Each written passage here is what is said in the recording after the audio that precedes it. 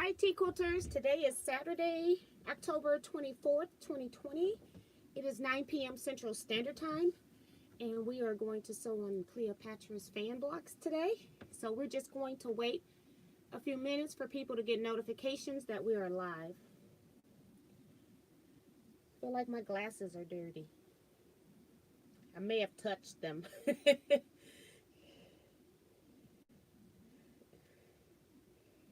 All right. Pull this up on my phone.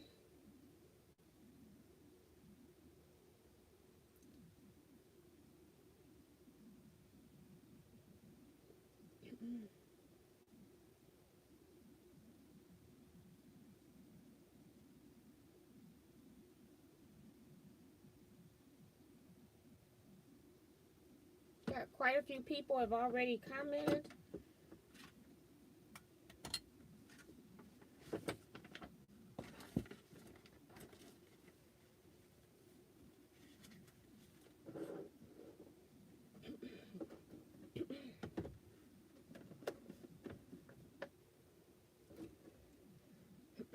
I got this machine awfully close.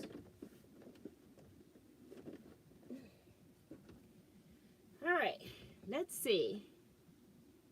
Veronica Williams, hey guys and girls, the nun quilter. Francis Jackson says hello, T and everyone.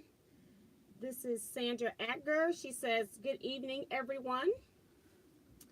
And Darcy Savelli is here. She's saying the temps in Minneapolis is Minnesota, I'm sorry, is 20 degrees lower than normal. It was 30 out yesterday. And I'm already hot. Woo, I had it on low, but maybe I need it on medium. Gramps is here saying, hello, quilt family. Looking forward to Cleopatra tonight. I don't, Kevin, you all are crazy. It's a lot of stuff that go on in the comment section while I'm talking and sewing. And I had no idea that Kevin was supposed to be feeding me grapes. It was too funny. And he's hilarious. He actually wanted us to do that. And I'm like, I am not doing that.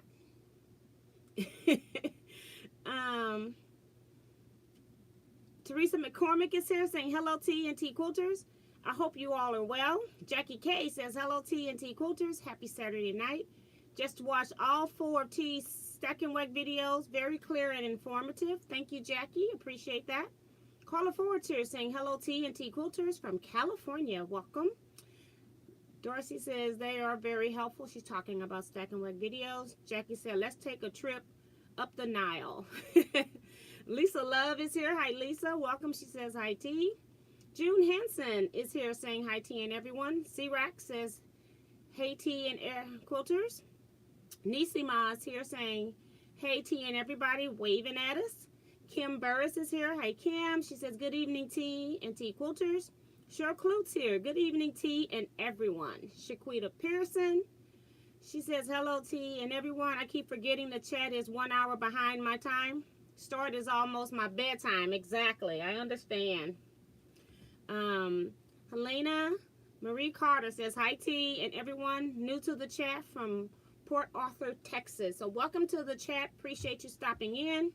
We're going to be sewing this block while we chat some. But I think I'm going to try to sew this block without stopping. We're going to see. Maybe I'll do like the first 8 seams, which will be this section and then the reverse of it that's down there. Because I did test this block and it's not as complicated as it looks. Now that I've cut my fan up higher, it's blowing my pieces, guys. Yeah. So I'm gonna have to put this piece back up here, but I need to make sure it's in the right orientation.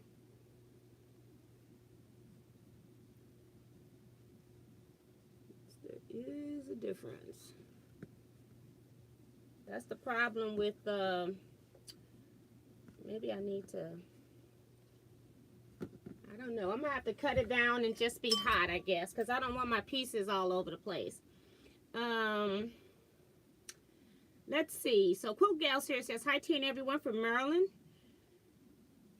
Sheila Willis says, hi, T and everyone. Stitch and Ditch is here saying, hi, T and everyone with the wave. Hello and welcome. Ellie Scrapper is here, says, greetings, T and everyone. Like the green and yellow, it pops.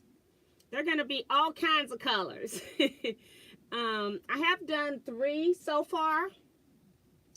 I did 1 as a test block before I sewed. I was actually sewing on a different machine. And then I put the Bernina back in position and sewed the second one on the Bernina. And then I did a 3rd block just so I could test the time. So I'll show you all 3 of those. So they're going to be all different colors. Kelly Klein is here saying, hello everyone from Central Illinois. That's Kathy. I don't know why I said Kelly. I think I said Kelly. Kathy. Mario Dennis is here saying hello from friendly Montreal. Another fine Saturday evening in good company. Welcome back. Janet Mackerel saying hi T and all. Win Sprinter says hello T and everyone from Maryland. Claudette Bettis is saying hello T and everyone. Mary is here saying good evening. Hope all is well and all are safe and happy. Yes, happiness is a big thing. Tom Eckery is here saying, hey T, good evening and thumbs up. Thank you for the reminder. Appreciate it. Kevin the Quilter is here, the troublemaker. Says, evening to our queen of scraps and tonight, queen of the Nile. Throwing grapes to you from my home to your studio. Hey, T Quilters. See, he's a troublemaker. Leah O'Brien is here saying good evening, T and T Quilters. Cynthia Shades here saying good evening to all from Chicago. And Vanessa Brown says hi T and T Quilters from Fayetteville, Georgia. Janice Miller is here saying good evening T and everyone. And Mary is really nice saying welcome to Helena. I went down to Port Arthur to visit my parents once. Loved it. This is a very friendly group here. So people will be saying welcome and everything else, talking to you as well. Joan Elkins is here saying hi to everyone. Judy is here. Yay. She says, hey, T and everyone. Judy, I got your quilted.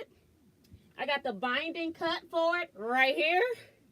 So we're getting closer to a finish. Jada Smith is here saying hi, T and Quilters. Hope that all is well. Erlene from Wisconsin. Hi, Erlene. Darcy says that is one big block. It isn't. It's actually just a 12-inch finished block. It's not really big. It has 20 pieces. So it's not bad at all. Sharon Lewis is here. Says hi, T and everyone. I like the 2 Cleopatra blocks you posted. Thank you, Sharon. Appreciate that. Carol Green's here saying hi T and all. Lisa Pegg says good evening Miss T. I mean Queen of the Nile. Thank you Kevin for the correction. That is too funny. My brother is here, Ray Mahone. He says hi sis and everyone. Hope you are well and staying safe. Joan says yes it is huge. It's got, I like that it has larger pieces though, but it's not big. 12-inch finished block isn't bad. Patricia Carlucio says hey T and everyone. Vicki Lemire is here saying hello. Don Cunningham's here saying hello T and everyone. Let's see. Maddie Barnum says hi T and everyone. Remo is here saying good evening T Quilters and T Quilts and Quilters in Fairborn, Ohio voted today and celebrating my father's 88th birthday. Tell him happy birthday from the T Quilts group. That's pretty cool. Virgie is here saying hello T and everyone. Maddie says love your block and colors. Thank you so much. Dora Camarina is here says hi T from California. Celia Swain is here says hello T and fellow quilters. And Kim saying hello to anybody she missed. She's trying to catch you all. She's been hostess with the mostest.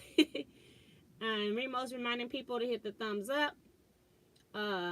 Sandra says that it's less pieces than the pineapple, and you are absolutely correct. 37 pieces in that pineapple block, and I made 100 blocks, 3,700 pieces. So this, although it sounds crazy, is a walk in the park, okay?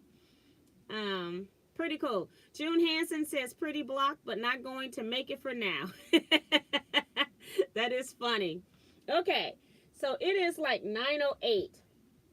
I do want to show you the other blocks that I made for those that are not on Facebook. Just so you can see that my colors are all kind of over the place.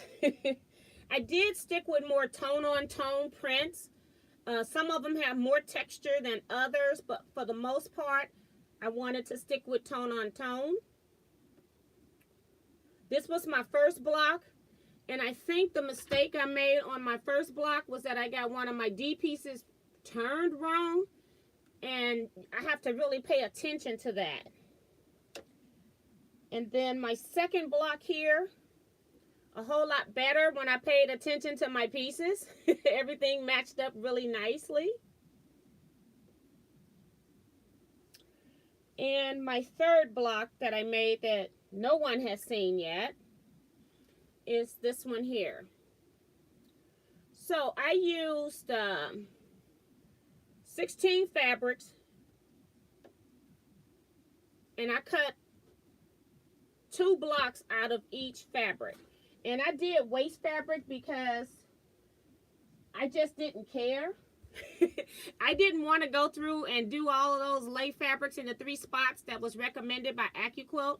So I just cut a 23-inch long or 23.5-inch long piece of fabric off of the width. I folded it into 4s and just ran it through my board. When I folded it in 4s, it automatically made my reverse pieces that I need, because half of this block is the piece, and then the other side is the reverse of that piece. So when you're cutting, you do need to make sure that you reverse your pieces. Some people are going to be using templates. Make sure that you pay attention to the length of grain arrow so that it's easier for you when you get to sewing. Because where you want your bias edges, you do want them to be a little bit stretchy so it's easier to sew. So it's not my opinion. The block looks more complicated than it is. You cannot just speed sew through these. So if you're wanting to just sew fast, then that's not it. But the curves are not really bad. There are 2 dominant curves in this quilt. And when I sew them, I'll tell you about it. And what I end up doing at that point is I add in more pins. Pinning is necessary. Clips are not going to work. The quilter's clips or any kind of clips are not going to work for this, because when you're trying to do match points, you got to take your clip out before you get to that match point, which could be an inch away or so. So to me, you would want to use pins and not clips. I originally told you guys that I was going to sew the left side of the block first and then come back and sew the right side of the block. On my first block, I realized that that wasn't going to happen for me. And I'm actually sewing both sides of the block at the same time. And I'm going to try to explain it as I go. I like to chain piece. I don't like breaking my thread. And if I sewed on one side of the block and I sewed 2 pieces, and then I wanted to come back and sew 2 more pieces, I would have too much off my board to know what orientation my pieces went in. So I decided to go ahead and sew both left and right side at the same time.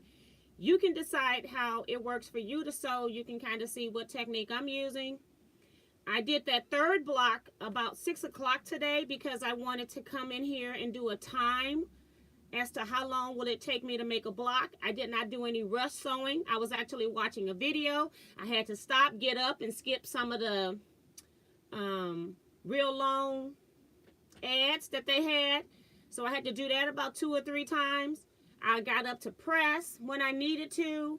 So I was not rushing through the block, and I finished that block in 45 minutes on the dot. So I would say you can make this block in an hour once you figure out the technique. Do your first block, get your technique down, and then you can do this block in an hour or less. Only things that I used, of course, is the sewing machine. I used my heated iron at certain points. I use my wooden press.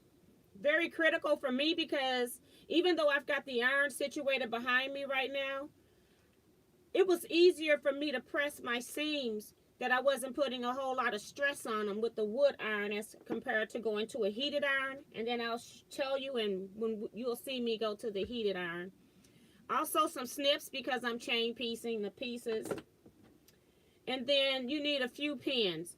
And you probably need about 15 pins or less, because we're not going to be chain piecing. I thought I was going to be chain piecing these blocks, but if you're not making this block in the same fabric, you're going to screw up your fabric placements and where they go if you're trying to do more than one block at a time. So I am going to be working on just one block at a time. Let's see who else came in before I start sewing. Have to figure out where I left off. There's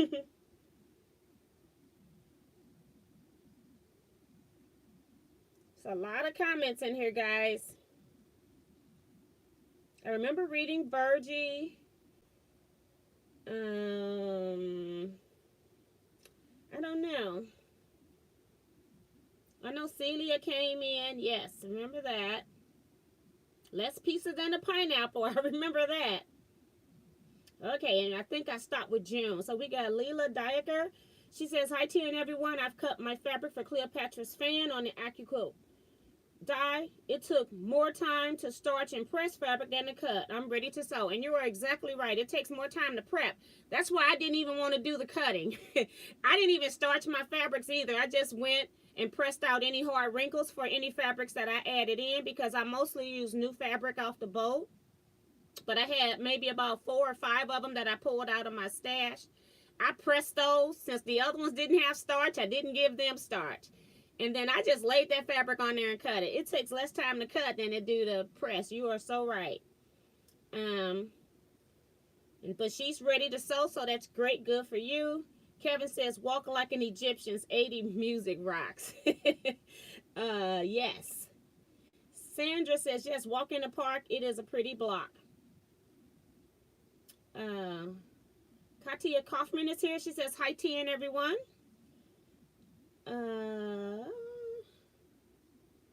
And Mary's telling Kevin he wasn't even born then. Nisima says, love the block. Virgil says, like the purple block. I think that block is blue. I haven't made a purple one yet. I think it's blue. But sometimes blue shows up as purple and pink shows up as purple on screen. But we're going to get there with the blocks. We're going to have all colors. Deanna says, hey, T and Quilt family, I'm ready for this Cleopatra block. Virgie says, like them all. T, those are beautiful from Kim. Kevin says, Mary, I always knew I loved you, laughing out loud. But he was born long before that. Carol says, so pretty. Darcy says, they look bigger than 12 inches, but they are 12 inches finished blocks. That's what they are.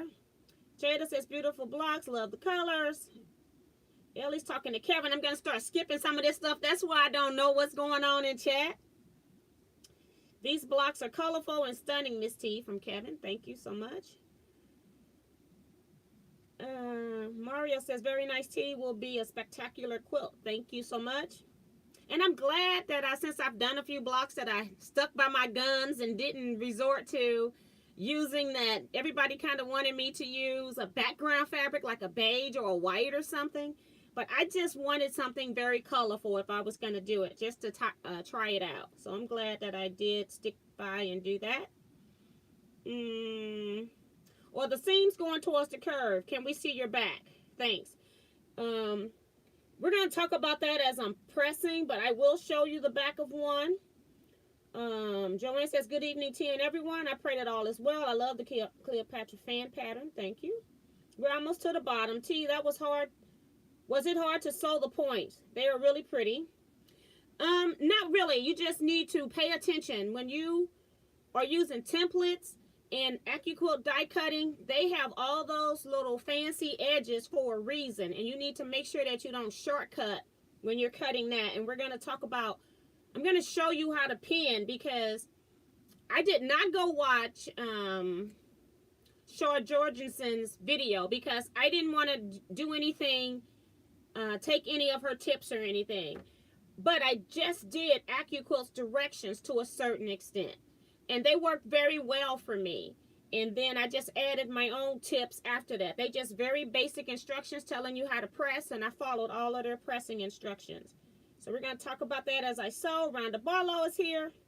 Hey, T and everyone. Nice blocks. Thank you, Rhonda. I want the templates for this design. It's such a beautiful block. That's from Kim.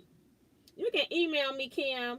Ellie Scrapper says, T, will you be pressing your seams open or seams going in opposite directions to get an even seam that will match up?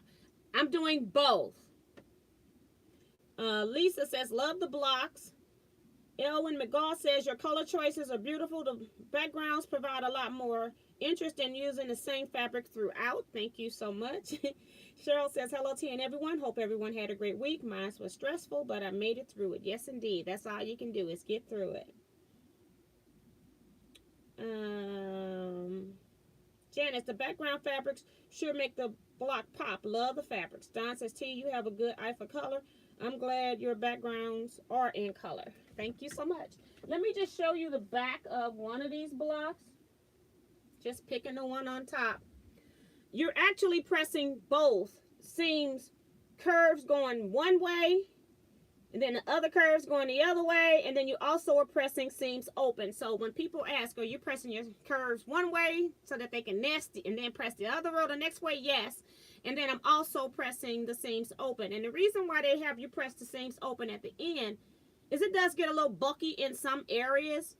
But if you're putting these blocks into a 4 rotated setting where you're rotating around a quarter turn every time, then your seams are pressed open, so your seams are not pressed one direction or the other, and then when you make it reach to the next block, then they're pressed in the same direction, and it really gets bulky. So I do understand the whole pressing behind this, but I followed Teaquilts pressing instructions for that.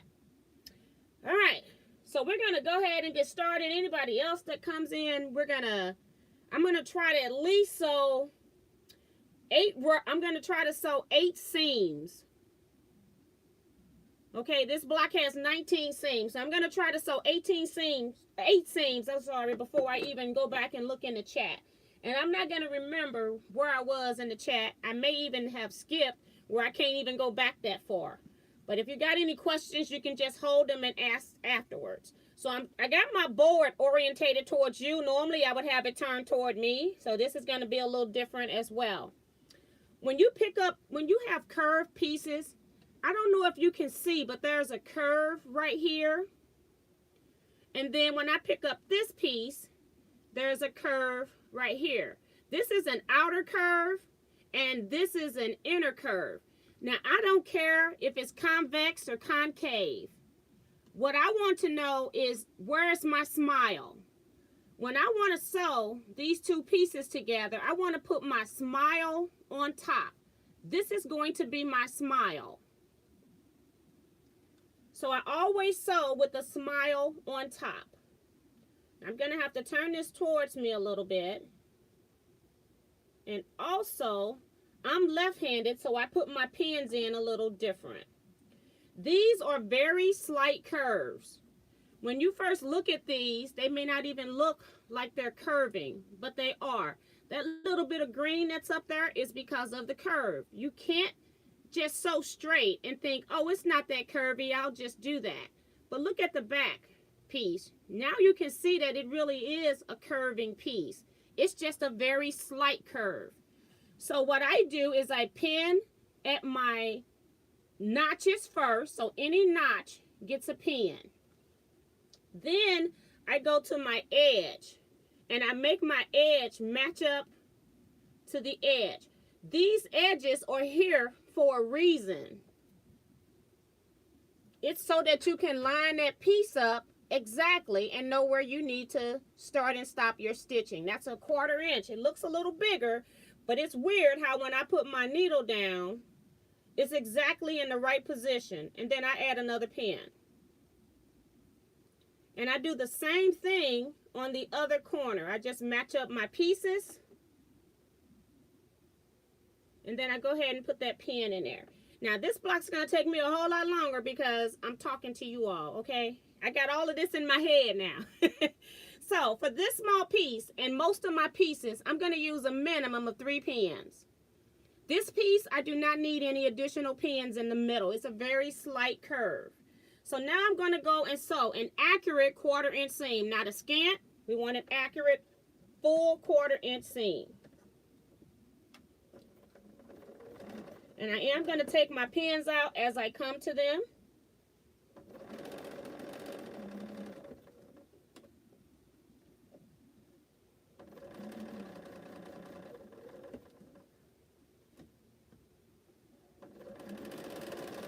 Okay, so I just took my A and B piece from up here. I'm now going to take my A and B piece from down at the bottom because I'm chain piecing and I don't want to get any more pieces off of this edge up here because then I may be confused on where they go. So I'm actually going to sew with that smile on top, and I'm doing that same pinning, making sure I pin at my notches first. Any notches get pinned first, then any match points get pinned second, and then I pin my edges.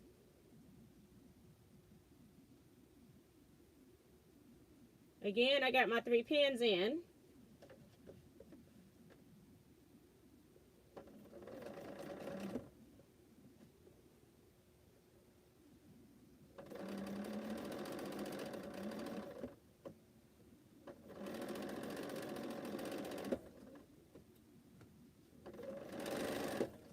Right, so this is just a chain piece, something I'm working on with my chain piecing. So now I've got this piece. Now on my left side, my A and B piece, I'm going to press the seam toward the A, and I'm going to do that with my wood press. I'm not going to use the iron the whole time that I'm sewing. And then that way I'm only messing with this one seam line. If I go to a full iron, I'm probably going to be messing with these bias edges over here. So I've got that one piece sewed. I'm going to put it back on the board. Now I'm going to go and get my C and D piece. I mentioned to you all before that one of my blocks messed up because I had my D piece turned the wrong way. So be careful and make sure that you're always sewing a smile to a frown. And I've got that again, my 2 pieces. This is my smile. I want it on top again. And I'm going to pin at the notches.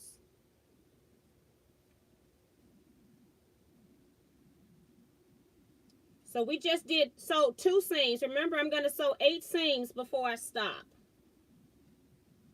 This is number 3 that I'm pinning.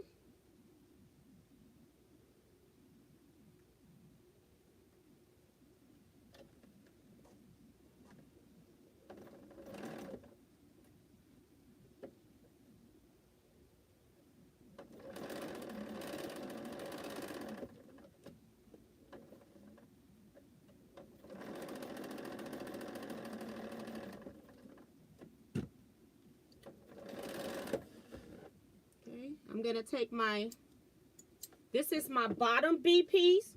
When I was over here, I pressed that seam up. This one, I want to press it down towards the green. I'm just pressing in opposite directions on each side. And then I'm going to put that piece back on the board. Now I'm going to pick up the C and D from the bottom. This way, I'm not having a whole lot of pieces on one side of my block gone if I'm trying to chain piece, so I'm not breaking my thread every time. And I really hate breaking my thread because it's a waste of my thread. And then I also have to worry about when I'm chain piecing, you know, all the little pieces getting stuck or not wanting to get a good start on my sewing.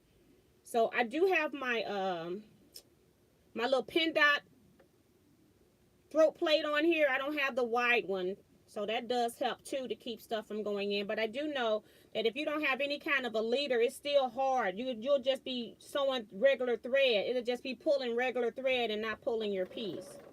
So I do like to always chain piece.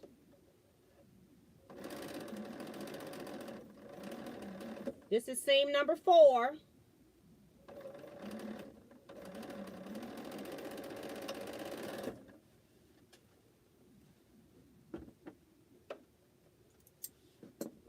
This is my piece that's going on this side. It's going to join with this seam eventually. So I press this seam up. I want to press this seam down.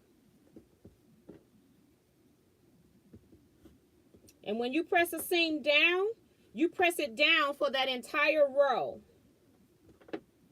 And now, if I put this back in position, I've got these two pieces here. Whoops. It's going to meet up somewhere else. And then I've got this piece. And now I'm ready to put this piece on. Again, this is my frown. So I want to put this on top when I sew because it's my smile.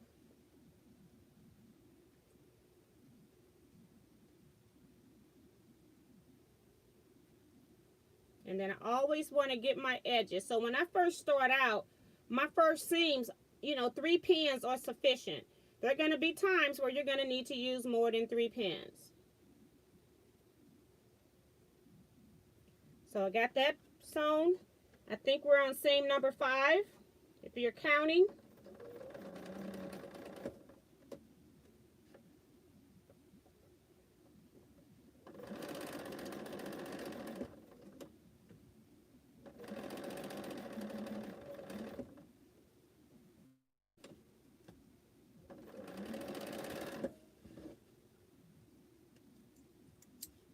Okay. This one's on this side. So I press this seam down. You can't see it, but it's pressed down. I'm going to press this one up. So when I press up, the entire row gets pressed up.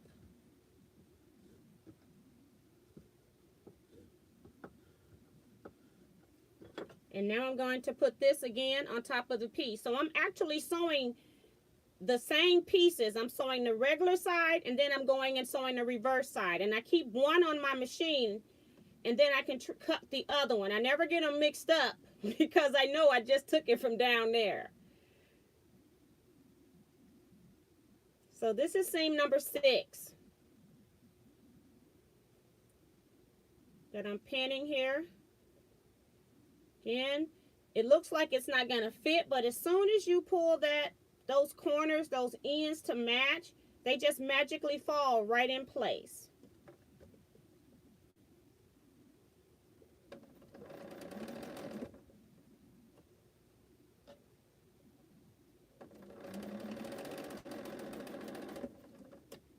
I cut 32 blocks.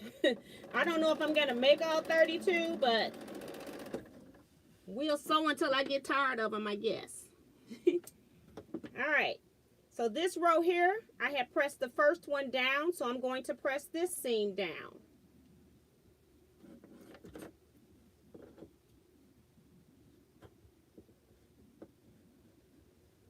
Okay. And then I put this piece back into position on the board. Now, they will tell you to sew all of your stuff before you start constructing your block. I like to go ahead and just get my pieces. If I've got this row ready to sew to this row, I go ahead and sew it.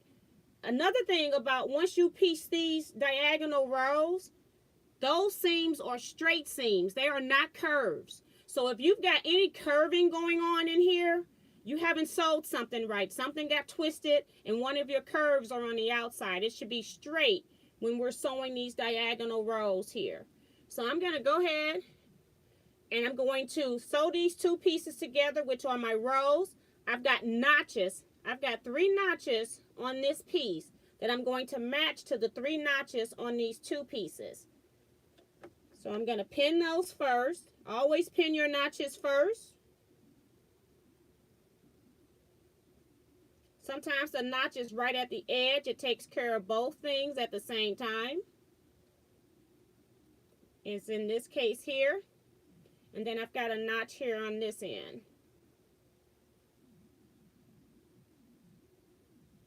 Okay, now right here, I'm going to have what I call a match point.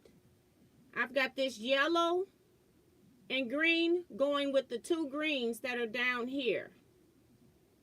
Okay, so I want to lay this flat, and I want to just roll this back, my top piece, about 1/4 of an inch, and see if they're going to match. If they're not going to match, I need to slide my piece up and down until they meet at that 1/4 inch where I want it to match.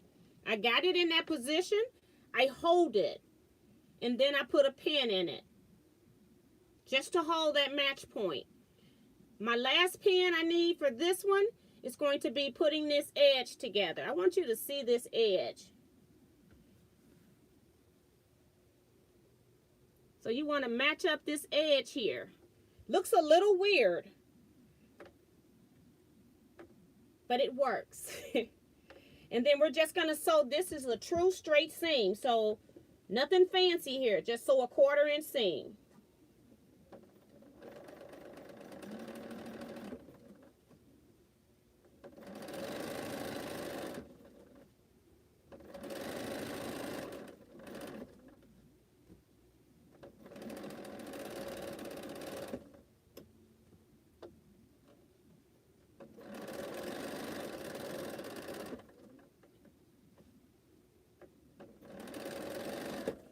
You can't see the reveal yet because I got to do this one.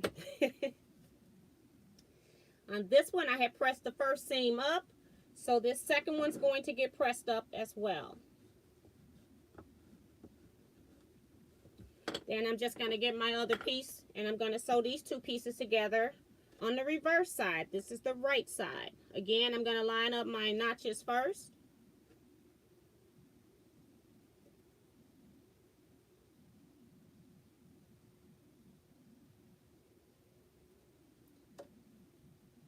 And then I'll do my match point. I always just lay it flat, and then I just roll back a 1/4 inch, pray. And this one is right on it, so I don't have to do a whole lot with that one. Just put a pin in it to make sure it doesn't move. And then I go ahead and pin this last end down here. And sew a straight seam. This is my 8th seam, by the way, guys.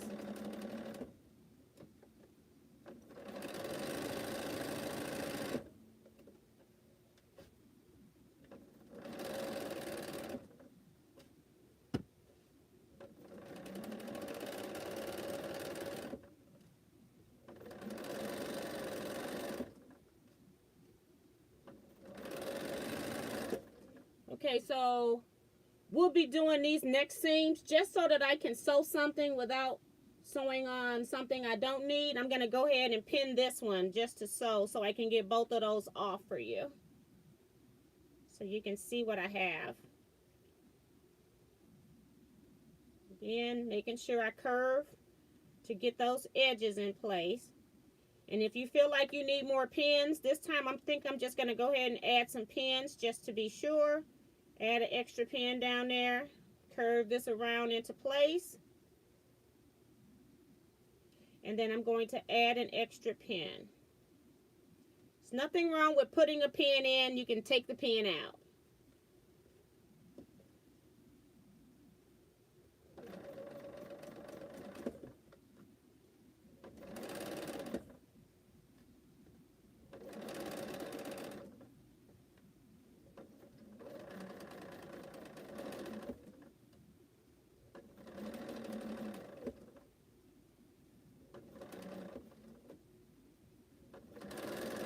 Okay, so I got one side done, and now I'm gonna go ahead and press these.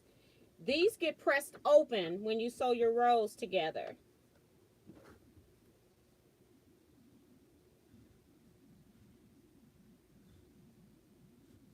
And then at this point, once I press this seam open, I will go to my iron, and then I just press them. I lift the iron, put it down. Lift the iron, put it down. I move it, put it down in the next spot. I am not doing this. You got a whole lot of bias edges here. Even just pressing them moves bias edges. So you don't want to do that. So I just pressed it right here. You can see how the back of that looks now. And here's my front before I press it. I'm going to press it before I put it on the board. And I'm going to repeat it with this side.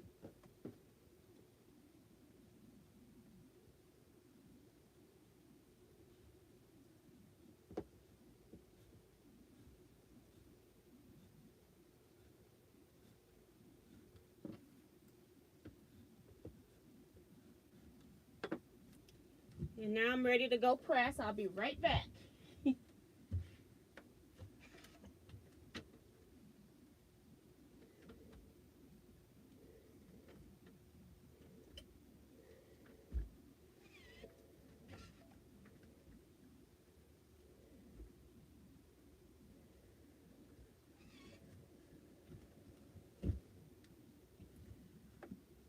So one piece is up here, ready to go.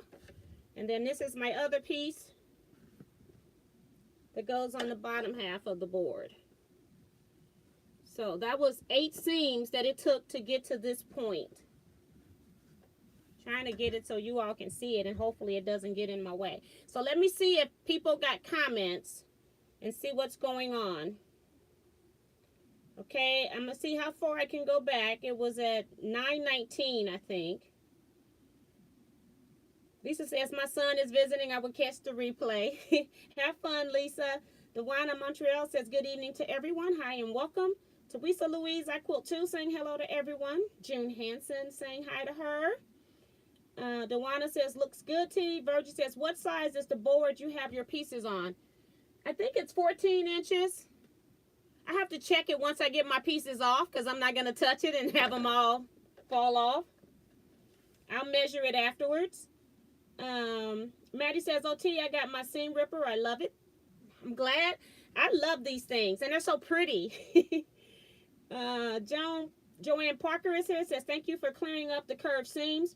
I always had a problem sewing them. And another person may tell you to put the frown on top. I like the smile on top because it's a little bit more stretchier, and so I can manipulate that, and I use the frown as my edge to stitch on. I never stretch that part, but I like putting my smile on top. Kevin says, turn that frown upside down, place that smile on top. Yes. Terry T saying, sorry I'm late again. No problem, you get here when you get here. And Jackie says, good mantra, Kevin, makes it easy to remember. Joanne Parker says, I like that, Kevin, I have to remember that. Lisa Love says, what number Bernina presser foot are you using to sew the full 1/4 inch seam? I'm actually using the 97D foot, and I do have my feed dog dual feeds down as well, but it doesn't seem to be doing anything. I'm just piecing my 1/4 inch seams. And Mary talking about she had to kill a wasp. Can we start over? See, this is stuff that goes on in the comment section. Cherie says, I don't think sewing the columns together should count as a seam, actually. It is a seam because if you don't sew it, it's not sewn together. So it's a seam. She says, would you have to be so careful with the wooden press tool with these bias seams? Yes, but I'm only pressing on the seam that I've already sewed. So it's not like I'm using an iron and I'm stitching on everything. And then when I get to some long rows, then I will use my press sticks to press those so that I'm only pressing in that particular area when I got bias edges still raw. But I'm very careful on pressing. I'm only pressing the seam. I'm not pressing everywhere where it's bias and I haven't sewn. Looking great. Jackie K says, when using templates, there are no notches, so it makes it a little harder to match up. I didn't even notice that on the templates, but when I sewed clothing, and I had, I would cut out like a little notch and make things fit. So I don't know how you would do that with a pattern. You're right. There are no notches on here. I never noticed that. And you might want to see if you can search and find another pattern that has notches. But since I didn't use the pattern, I didn't even pick that up. But you can, but you'd have to match up where you're going to put your notches in order for it to meet up on the pattern. So that's a great issue there. And Jackie says, you didn't clip any of the curves. You don't have to. Darcy says, are the curves hard to sew? No, because when you're pinning, you're getting all of your fullness out before you even get to the sewing machine. And I take my pin out 1 or 2 stitches before the needle gets to that pin. So no, They're not very hard to sew. You just can't speed sew through them.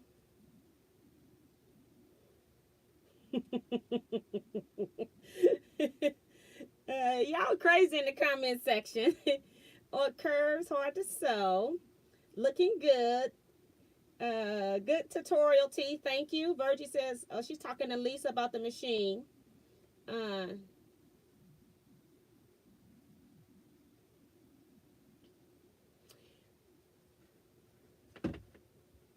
And I'm going to go ahead and continue sewing now. So I just sewn the top two pieces here. So I'm going to take the other pieces from the other side, put my smile on top of it where I want to sew, and pick up the pieces. So I really got my board turned toward you guys now. You couldn't see the other end. And now I can't see any of it from right here. I got to lean in.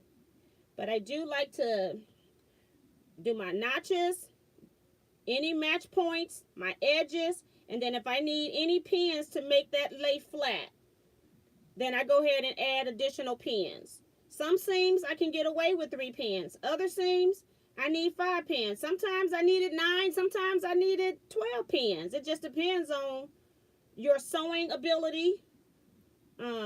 Some stuff will lay flatter than others. It's just weird. So I can't tell you what the magic number of pins per each seam. But yeah. And then I'm going to go ahead and sew this one. So we're sewing seam number 10 now. We got 19 seams to finish this block. And I'm sewing this one. Didn't even pull the pins out. Since I'm left-handed, I can kind of put my pins in sometimes where they won't affect my stitching, because I got my pins in backwards. Whereas if you put your pins on the other side, you kind of got to get them out of there. All right, so this piece goes right here. It's my 3rd row on the left side. I'm going to press that row up. So I just take it and with my hand and just work that seam to where I want it to go. And then I just use my press piece and to reinforce that.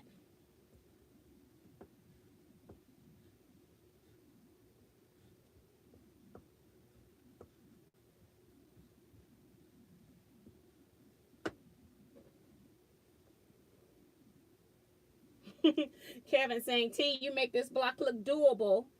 You are marvelous, knowledgeable, and generous teacher. Well, thank you so much. So then I put the block back on the board just to make sure I know that what my next seam is going to be. It's going to be this piece. This is my smile, the piece I just put back down. So I just want to flip it on top of this piece. Pick it up, and I know what seams I'm going to sew. Match up those notches. First thing, always do those notches. Otherwise, you'll be wondering if you got it on the right side or not. Especially that D piece, that was driving me nuts. I had my smiles and my frowns mixed up on my first D piece. I wasn't paying attention.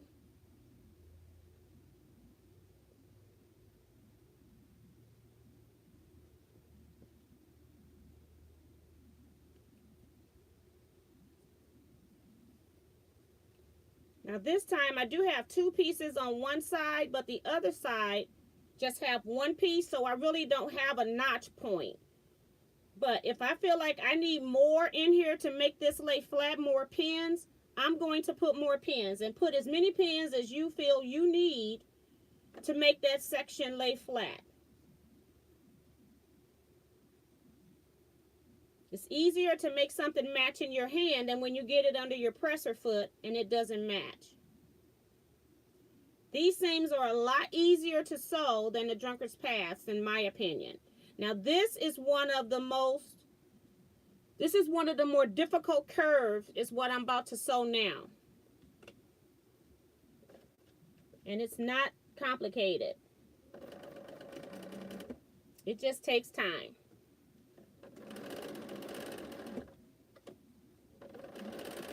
I got my pins extruding, they're extending all the way to the edge, so I got to get these out. I pushed them in way far this time.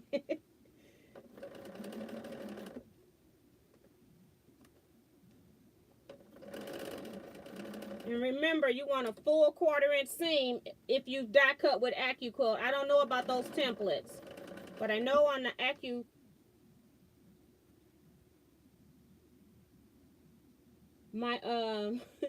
I don't know what that's called. Bixby is hearing me talking and thinking I'm talking to it.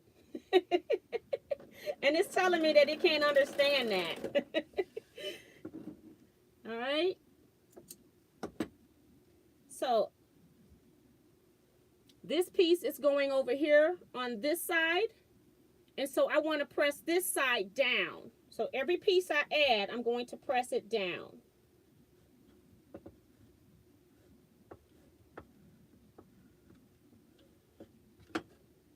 So I've got that pressed down. I just put it back in position temporarily. And I know I want to put it onto this piece. So then I just go ahead and flip it, because it doesn't look like it's going to fit until you actually start pinning it.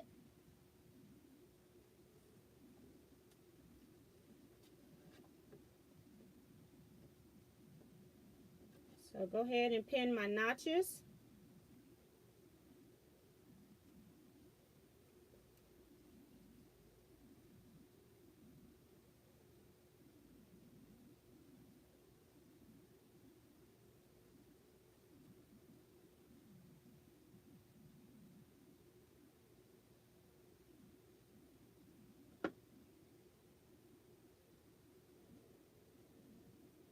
And always pay attention to those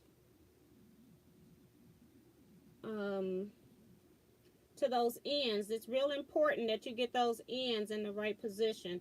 Otherwise, the outside of your block especially won't line up. It'll be where you can't even fudge it. It doesn't have to be perfect, but you can't have the outside be a 1/4 inch smaller. You're going to have to trim all of your blocks if you do that. And if the inside, this end down here, is not matched up, it's probably not going to match up when you sew it into your quilt, if you're putting it to another block. And I'm not sure how I'm going to set mine yet. Haven't decided that part. I'm just making blocks and having fun with it. This pen is bent.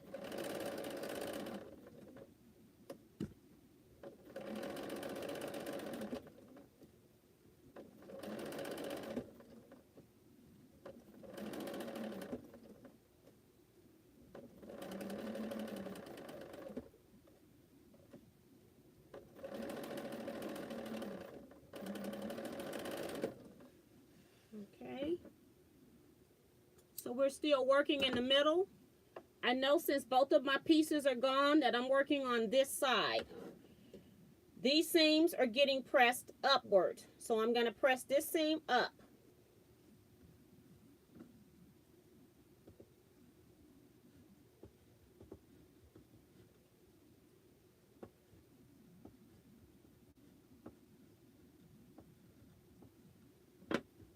And then this is what it looks like now. I put it back into its position and see that I need to flip this piece right here to make it match with that notch.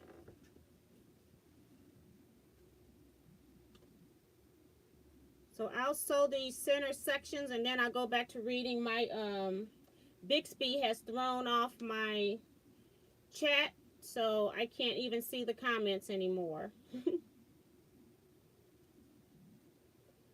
And I'd rather use more pins than I need than not have enough. So if it's not laying flat in all spots when I let it go, then I add a pin.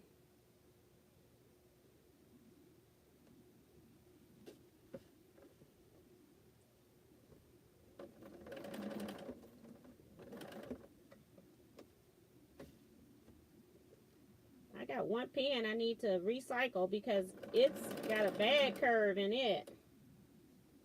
I bent it up really good.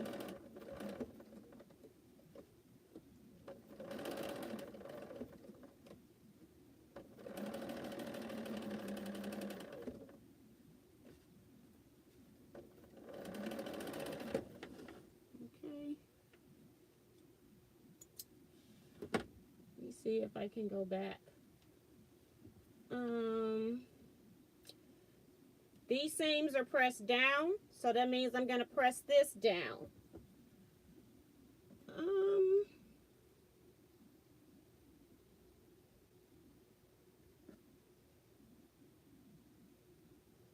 Darcy says, you said it just takes time. My family doesn't understand how I can do this. It just takes patience, you know. This is not one of those speed sewing. This is not the Jelly Roll Race Quilt. This is not sewing strings or crumbs. That's why I do those projects as well, because when I get into my serious sewing, then I can come back and do that. So we've got 3 pieces on here. We've got a total of 5 on this particular row. So now it's time for me to sew this piece to that right here. So we got 3 on. We've got a total of 5. So I'll get these 5 sewed, and then I'll read some comments. I can't see them all.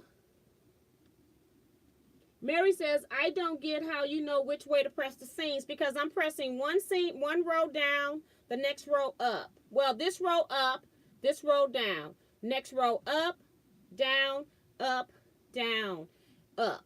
It's 6 rows. When you look at it as a finished unit, it's 6 rows, and I'm just pressing my seams in opposite directions. You could wait, if you don't sew these together into rows ahead of time like I did, you could just wait and sew, press your seams at the end. But I like to press as I go. Pressing is not one of my favorite things to do, so I just like to get it done. This end's laying flat, but this end is not. So I'm going to put a pin right here. The other side, I don't need one. And these are very, except for that one curve I told you about, they've been really slight curves so far. And even that curve is doable. You just need more pins.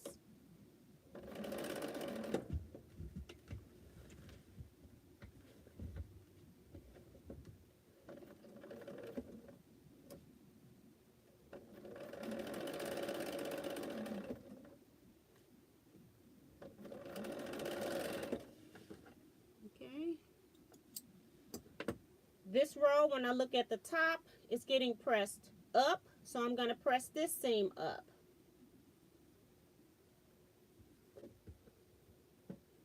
And like I said, if you've got the AccuCut die cutting system, they tell you which way to press each side of the block. And I've just got it memorized because I know what they're telling me to do. So now this piece here, it's going to rest right here. So then this piece is my next piece to add on. I've got another 8 seams I would have sewn after I finish these 2 center pieces.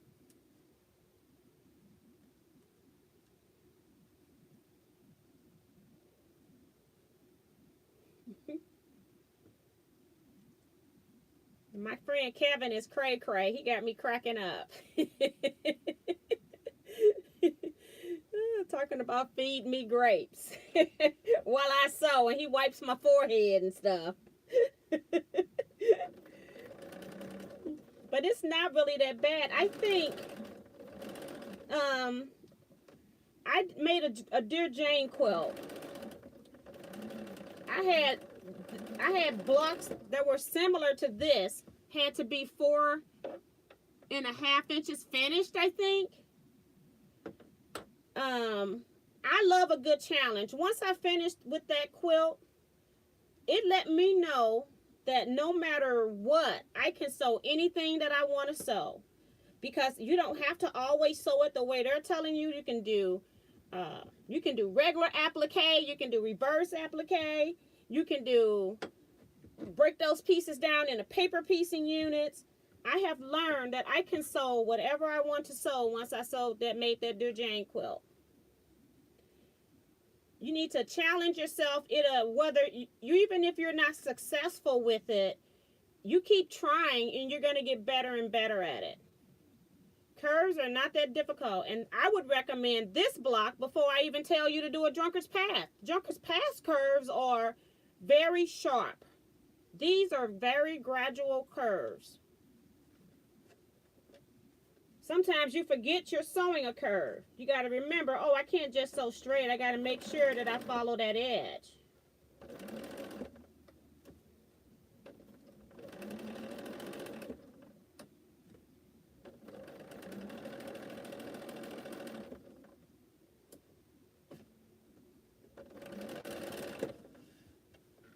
Okay, so I've just sewn those two. I'm just going to sew off on a scrap piece just so I can get the piece off.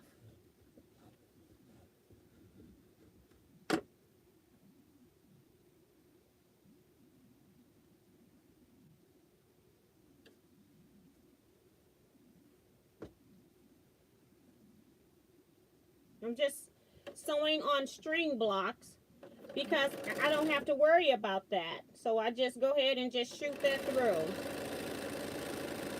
And I don't have my machine on high speed because I want to make sure I don't sew too fast when I'm sewing the other block. So I have to, that controls what where I'm gonna put my foot. If I put it all the way down, it's not gonna work. Okay, so these pieces are pressed down. So I'm gonna press this piece down. And then I'm gonna also have to cut my iron on so I can just tap it with the iron a little bit. And then these pieces are going up, so I'm gonna press this piece up. So basically I've just pressed every other row. One row up, the next one down. The next one up, the next one down. The next one up, the next one down. And that way when I sew my rows together, the seams are going in opposite directions. So let's get this pressed. I didn't give my iron time to warm up this time. But we're not going to press a lot. I'm just going to lift this up and just press it on, put it on these seams. These are bias edges, so I don't want to do a whole lot.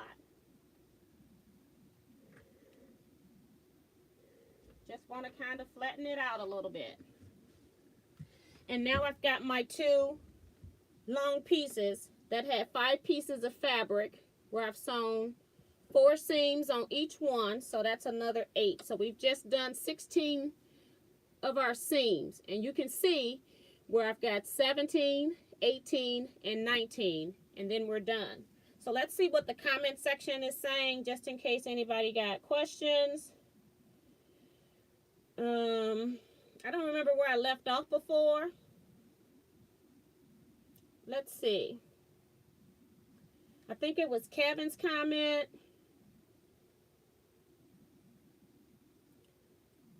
Jackie said, that's why my first block took 2 hours. Next will go much easier. I don't know why she's saying that's what took that. She might be talking to Cherie. I don't know what they're talking about. Kevin says, I wholeheartedly agree at Kevin Quilter. I'm so glad I found her. Thanks, Mary. Don says, did you use felt or flannel on your board?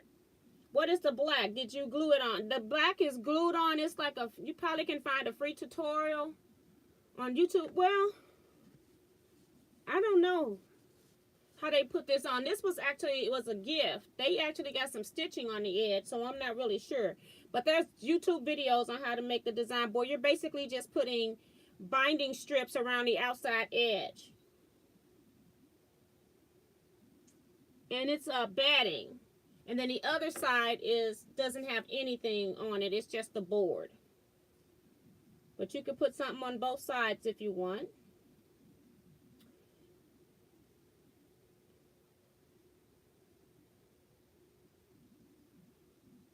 Cherie says, T has probably forgotten now, but she helped me out with something when I couldn't trust anyone else. I'll be forever grateful to her. And you're right, because I just normally do stuff. If people need help, I tend to try to help them. I have to think about it. Darcy says, she says that it just takes time. Oh, I read that one. Linda Griffin's here. She says, that T, is your new Bernina a 580 or 380? It's actually a 770. Mary says, I read that one about the seams. Cam's back. She got a phone call. Diane 57's in the house. Says, sorry I'm late, T. No problem, Diane. Whenever you get here, hun. Jackie says, the curves are so gentle. If you lay it out, if you lay it on the curve of your leg, they just fall into place. And Dorsey says, my tipping got cut off, but I told them it takes time and patience. And when you see what you created at the end, it is something beautiful. Yes. Dee Dee Hansen is here. She says, Dee Dee just joined. Hi, Dee Dee.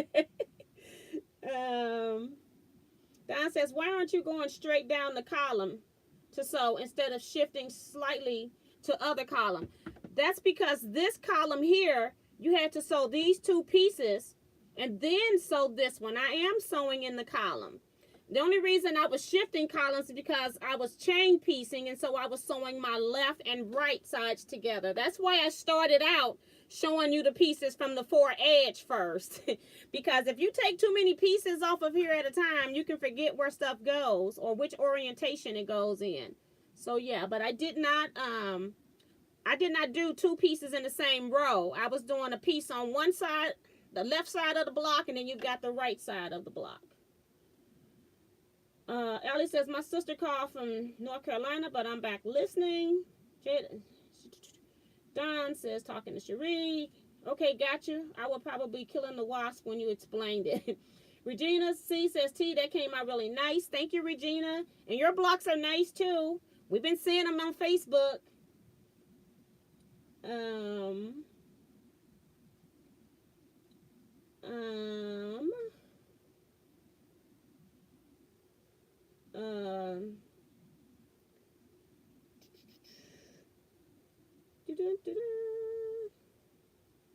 Mary says, I went to a retreat once and the teacher just took poster boards and glued batting to the back. Very simple. I've used it for years. Yes, you can make them as simple or as complex as you want. I think people just put fabric on the edges just to make it look pretty.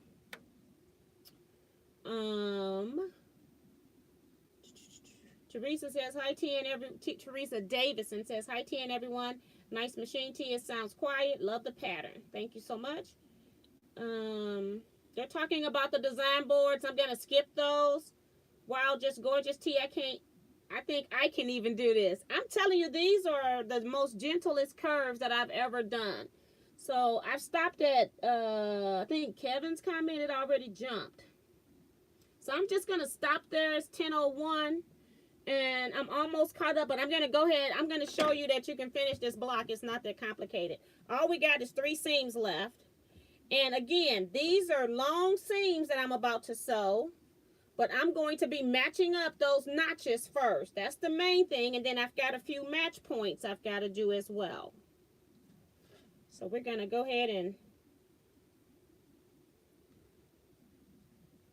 nip this block in the bud. It is not as complicated as it looks. Especially if you've got the notches. Now, if you've got the pattern, you just make sure that you get your ends put on the ends. You know, measuring this. If you got to measure, I will fold my piece in half and try to see if I can get my middles to match. And then put my edges in place if you're using a template that doesn't have notches. That's another reason I like the Teaquilt system. Now, because this is a seam that's not on the curve, I don't have to put as many pins in this. This is just a straight seam. Only thing I got to worry about now is my match point. So I'm going to lay it down flat, roll back a 1/4 inch. It's matching. I'm not going to move it. I'm going to pick it up and just put a pin in there to hold it. Sometimes you may have to slide it up or down a little bit. Other times it will just fall right into place. And just put a pin. Now all I pinned on this was my notches and my 2 match points, because this is a straight seam. You can see that it's not waving in a curve. It has no smile or frown. It's just a seam. So we can go ahead and stitch that one.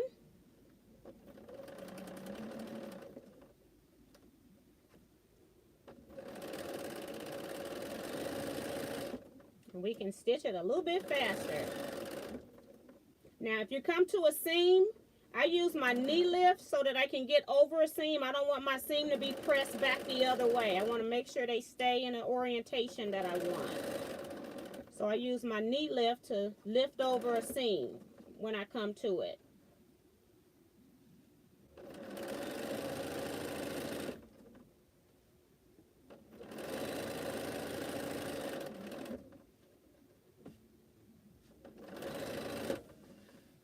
Okay.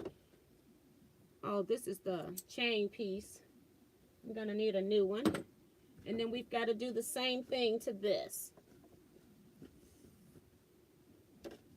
Notches first, then my edges. And there are about 4 or 6 times maybe where your notch is at the top that it does dual duty. And now my board is completely empty. Yay!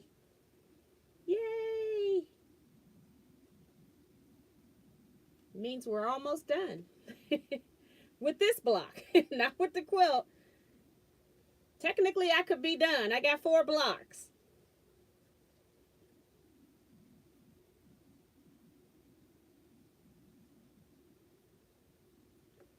And now I've got 2 match points I need to check out. They look pretty good right there. Pin that baby.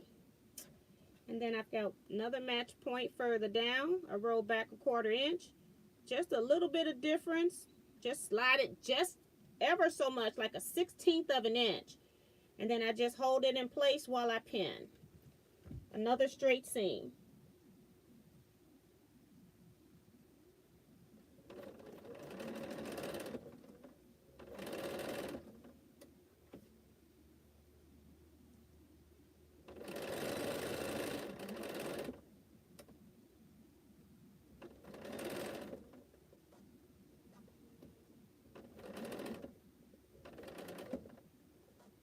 Working over my seam line here. Want to make sure that they stay in the right orientation.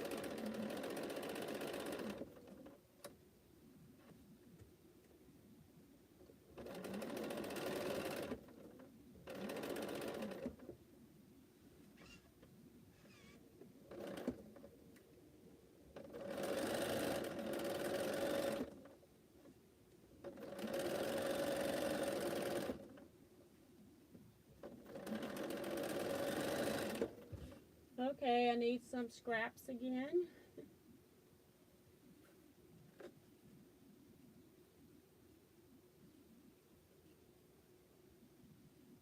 This is a thick piece of fabric. I thought it was 2 pieces.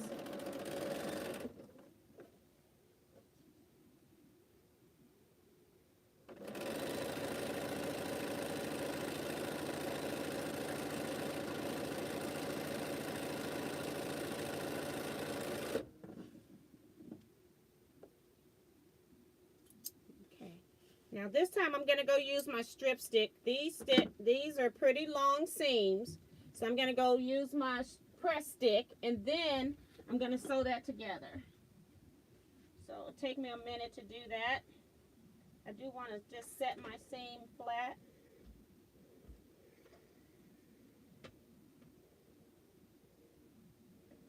And I'm only going to put the iron on the seam. That's why I'm using this stick so it doesn't touch where I don't want it to go.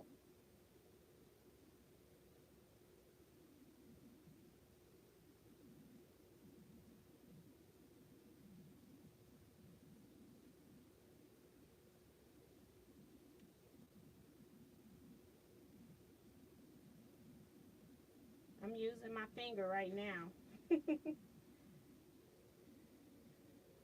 I should have plugged in my little mini iron.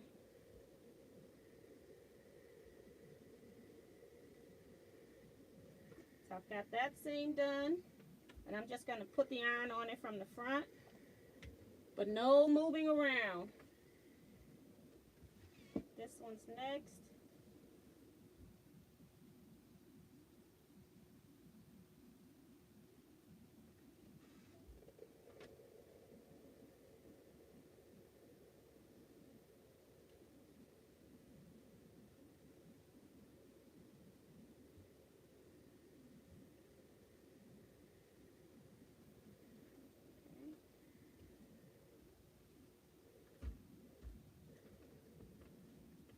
so we got 2 halves now. And I just need to put these 2 halves together, and then I'll show you the finished block. And then I can just chat with you guys. I'll go ahead and get this done. I just wanted you all to see. Normally, I don't even get through my sewing because I'm reading the chats, and I do like to read the chat comments. But I just wanted you all to see, because so many people are afraid of this block, that it is not as complicated. I can sew these faster than I can sew Drunkard's Path, and I am not kidding you. These are not hard. It looks complicated because of the templates, the pieces themselves. So right now I'm just pinning all of my notches, and then on this one I've got quite a few match points. Got the top match point, so I'm going to make sure those seams should be going the opposite direction, and they are. I've pushed those seams together, making sure that they stay. I've got a match point down here on the bottom. They're going opposite directions. I just make sure that they're locked, put a pin in it. And then I got one more match point where all of this activity is happening here in the middle. Lots of seams coming into this one area right here. I'm going to roll my piece back to make sure my 1/4 inch is in the neighborhood. And it looked like it's laying right on top of it. So I'm just going to go ahead and pin, and this is when you pray. Pin and pray. Okay, and I'm going to go ahead and sew this last seam of the block. Okay. It took a little bit for me to get up there. I had some of that extra stitching I was telling you all about. Again, when you're sewing your rows together, they're just straight. Nothing fancy here. You just want to make sure that you get all of your match points.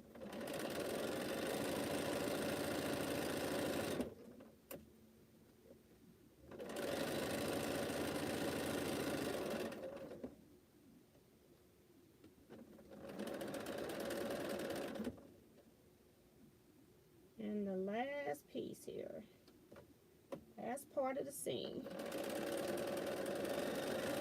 And that's 19 seams for you guys.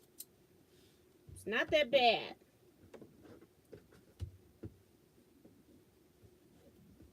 I just need to get another piece. I hardly ever break my thread unless I'm running out of, my bobbin runs out. That's just how I sew.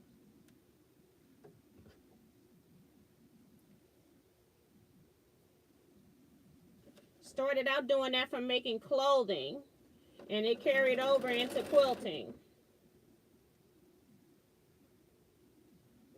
And I just called it all chain piecing, and somebody else came and gave it fancy names, with Bonnie Hunter calling it leaders and enders. So that was very creative. All right, press our final seam, and we got the reveal.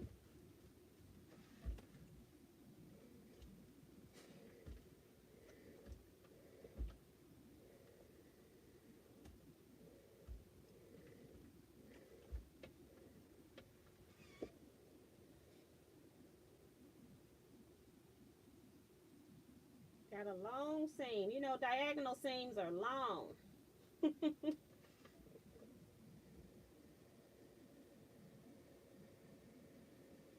And I'm only pressing on top of the stick, so I don't want to knock anything out of square here. Even though now I should have, well, you still got some bias edges on the edge, so yeah, you still need to be careful. It's not all straight a grain, I don't think.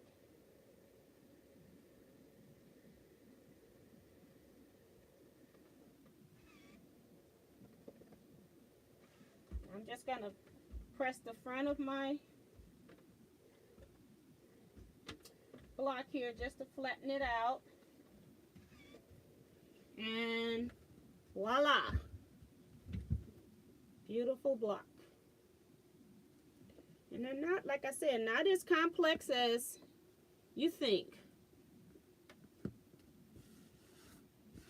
So now I'm just going to go ahead and chat with you guys. So it's 10:18. So I did intro chat reading, and I even talked to you while I sold the block.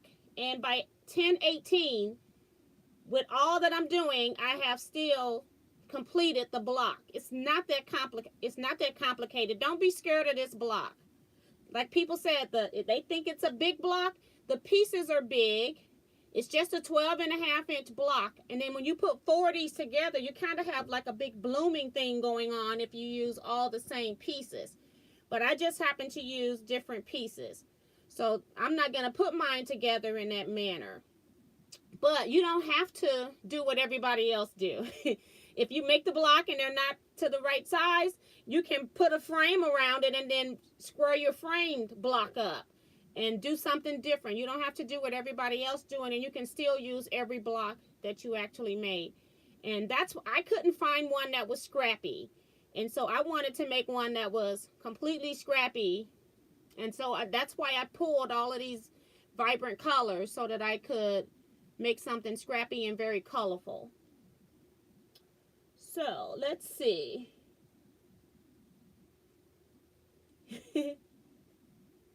Let's see. Could you use the card with the corrugations in the middle as if it was sticker if you want pins as well?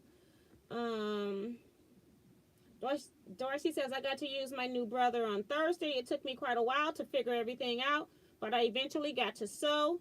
I jammed up the bobbin a few times, broke 2 needles, but I eventually got going. Yes, determination. Jacqueline Devon says, AccuQuilt has new dyes out. I haven't been, I know they had a new release come out. The last ones I saw were more pictorial or fallish or Christmas, and so I'm not needing that type of stuff, but I have to go back and look. I get busy doing other stuff and don't get to look at all the videos.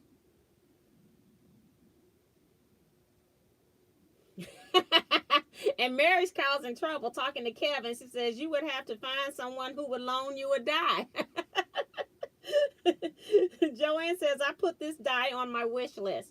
And that's the other thing I had announced when AccuQuilt had this die. I think it's regularly $80 or $90. I can't remember which one. And they said if you spend $300, then they'll give you this die free. Well, I ordered from the clearance section, which they won't let you use any other coupon on. So I was able to get a mass die, and I bought some new dies, which they don't let you use coupons on. And then I had enough to get this die for free. So when you spend $300 and then they give you $80 or $90, then that's when it's a deal. It's you know, that's how come I got it. And I had, I'm sure a few of you got it because I did announce it to you all. But that was the time to get this die.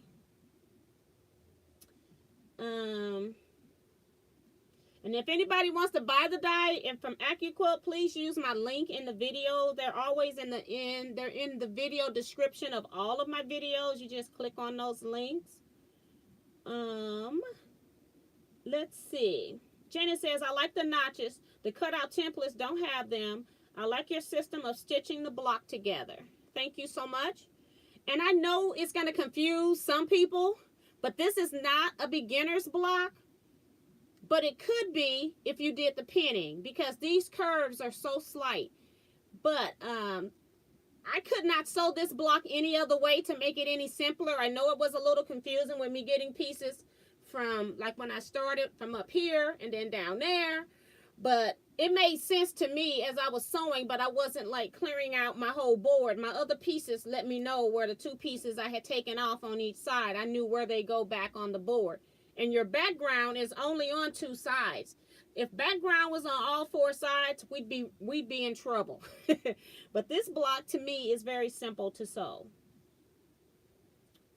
So thank you so much for that, Janice.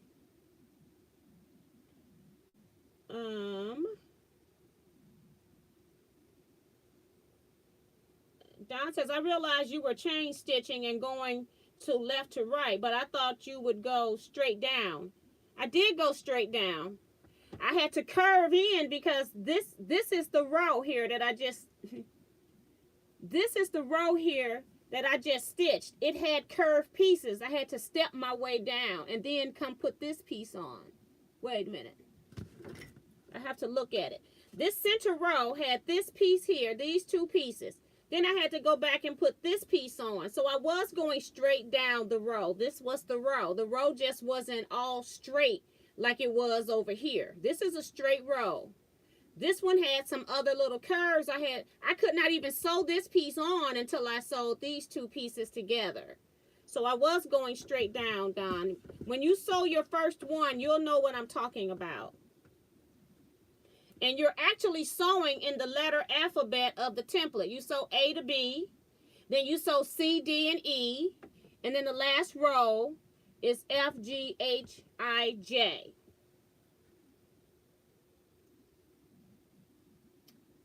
Tom says, T, do you love your 770 QE? I just traded up from my 475 QE to the... This is my first time having a Bernina, and I got it in September.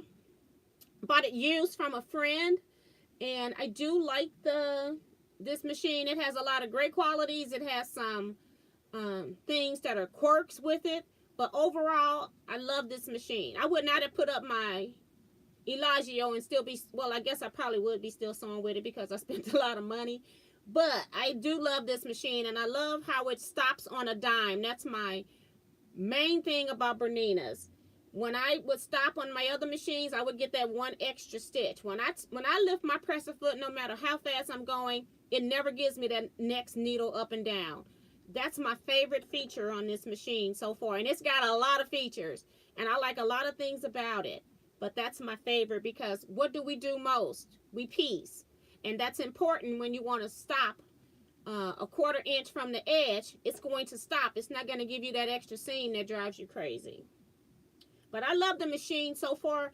Once I get sewing on here, I want to do some more embroidery, and then I'm going to do an update video on my things I like about it and the things that I don't like about it. But I have to think about those things and write them down. Sheila says, T, could it be the larger the block, the easier the curves? Not necessarily, because the Junkers Pass has a more pronounced curve. And when you're doing like New York Beauty blocks, those are very tight curves and they're very deep curves. So they take a little bit. I have pins in them about every like 1/4 inch. I have a pin. I didn't have to pin like that for these blocks. I did use like maybe up to 10 pins in this seam here. I think it was this seam here. I used about 10 pins in that seam.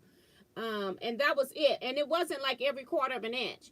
But I've had some New York Beauty blocks that I've had to pin every 1/4 inch to get that thing to lay flat. Because I can sew some curves without using that. But I just find I'm more accurate when I pin and put the pins in it and make it flat before I sew it. Kim says, they say it won't be a tracking snow though, or so somebody's getting snow. They're talking about the weather. Don says, like stitching all the greens down and then adding the pieces of green and yellow, or does it really matter? The colors doesn't matter. You've got to go in the order of the templates. A, B, C, D, E, F, G, H, I, J. You got 10 templates, and you need to sew this block in the order of the templates. It doesn't matter what color it is. You got to sew in order of the templates. Virgie says, I'm glad to have seen you sew it. Maybe it would help make less mistakes. Mary says she's talking to Kim about snow. We're going to skip it. Dee Dee says, can you get design boards from Cheryl and Design Wall? They go up with the flannel wall or metal legs, and they can come down easy for storage to carry for retreats. I do have a Cheryl and Design Wall, and I got the 72-inch one. I don't use it here at home. I do use it on retreats. And they do have like an 18-inch one and one that's like 40-something inches or something like that. But I just, I think even the 18 one, because I thought about doing that, I would rather do this than spend that money. Just my opinion on the small one. If you're going to get one that's just going to sit on your desk, then I would make my own out of poster board. That's what this is. It's just poster board with a piece of batting on it. Some people glue it down. I take mine to the back and just staple it down. And then now they're putting the binding on it to make it pretty is what it is. So they're just gluing to the edge, and then they putting the binding to enclose the batting. So they're not stapling, they're just using glue. And I would say something like Fabri-Tac or something like that if you're going to glue. Ellie says, I miss most of the sewing tea, but it don't look seem like it would be hard. I will be using numbers to keep things in order when I do mine, hopefully. Let's see, trying to make sure. The instructions tell you to do the seams. If you were to disregard them, you would end up with Y seams, which are infinitely harder to do. Yes, you've got to sew this block in order. You can't just say, I'm going to sew all my light greens to my dark greens. You're going to end up with a mess. And you're going to have a board that's going to look like really hard for you to put your pieces back on the board. If you go in order, you know that you started on a particular side. So you started on this side and you work your way in. Even if you don't do both sides like I did. I can handle taking stuff from both sides. If you can't handle that, just do one side. When you do your first block, just do it one piece at a time and then put it back on the board.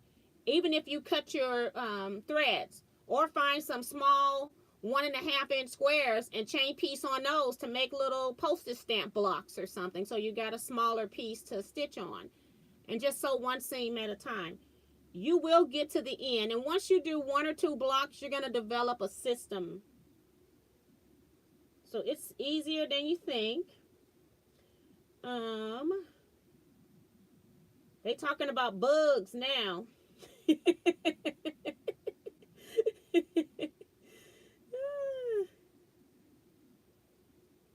Teresa says, super great teaching, T. I cannot keep my eyes open, so we'll have to watch the replay.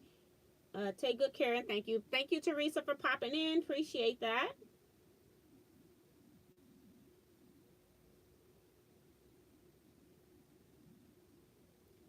Mary says, T, I don't get those press sticks either. What are they supposed to do? I don't know if you've ever, when you were working on piecing a complicated block, even something that has a lot of seams, like say an evening star block or something where you've got a lot of seams meeting up, and you press one seam, and then when you press the second seam, it messes up your first seam. The strip stick stops it from messing up the seams. And this is a homemade one that I have here. But I have the other ones. I just happen to have this one in the room. A friend had given me this one. But when you press on a strip stick, you're only pressing what's on the stick. So it's only pressing on the stick. So anything that's not on the stick, it's not going to get touched by the iron. So therefore, it can't mess up your previous row of pressing.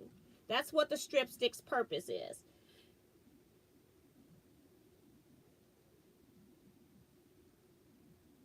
Diane says, I really wanted to see.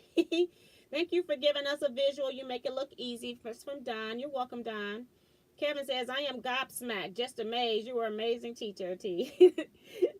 I think I read that one before. I'm not sure. But thank you, Kevin, if I didn't tell you before. Sheila says, I did get the press stick, but I didn't get the press stick, but I get it now. I could have used the edges of what you were.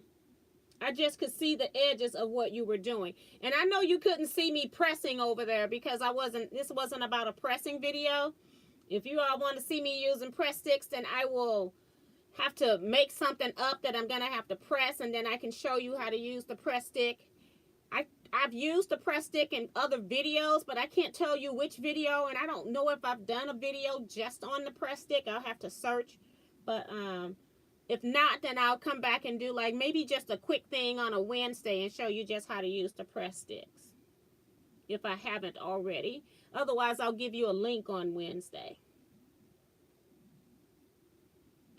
Did you make that size design board? I asked because I made mine out of plywood because the foam board wasn't strong enough. I don't, if you're putting these on a wall, that's different. If you're just using this as something to piece your block, then poster board is fine. I did say that I would measure this to let you all know. So let me get a long ruler here. I think it's either 14 inches is what I want to say, but it's actually 15. So it's just a 15-inch square of foam board. You can make these any size you want. The person that actually came up with these added making them pretty. It's a YouTube video out there, and she makes a lot of them. And then she puts, like, she stacks, like, say I'm doing this project here. I could have used 32 of these because I could have planned out every block, and then she lays them on top. I can't remember if she puts fabric on the back, but I wouldn't put anything on the back because I wouldn't want my fabric to stick if I'm going to stack these. And she uses them as stack boards. So then when she's ready to sew that particular part, that block in the quilt, then she's got all of her things stacked up, and then she just uses them. She rotates them, and then she'll keep them and use them for the next project. So that's how she uses hers. I need to make more. I have pulled out some poster board from my storage so I can make some more. But it would be great if I had this. And I just might just glue down the flannel and not even make it pretty so that I can get all of my blocks in a stack. Because mine are just laying on top of my cutting board from my cutting tray for my studio. I just got them laying in there. It would be great if I can get all of my blocks, my fabric combinations all done and be finished with that part. At least for my first 16 blocks would be even great. But yeah, but these are 15 inches. They're a nice size for your pieces on a 12-inch block. If you want to do an 18-inch one, that's fine too if you've got room for that. And I'm actually got it sitting on my, this is my stand for my iPad. And this is what I put it on. It's just one of those metal ones, and then I can adjust. That's when you all see me adjusting stuff. I'm kind of mucking with this stuff. And then I've got my iPad sitting in a different one today.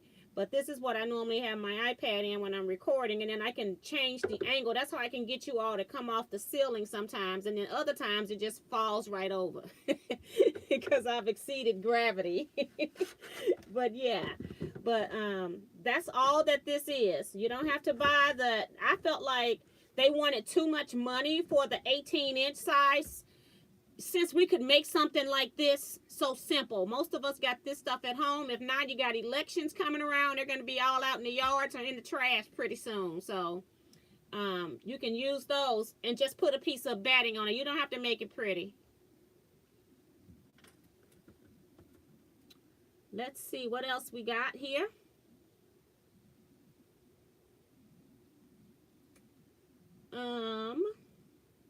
Mary says, T, do you use a scant 1/4 inch or a regular? I use the regular 1/4 inch seam. When I'm die cutting with AccuQuilt dies, they are made for 1/4 inch seams. And I think the same thing happened when I was doing the pineapple. I did one with a scant so that you all could see the difference. And it really is a 1/4 inch seam. Otherwise, you're going to have trouble with your next pieces lining up.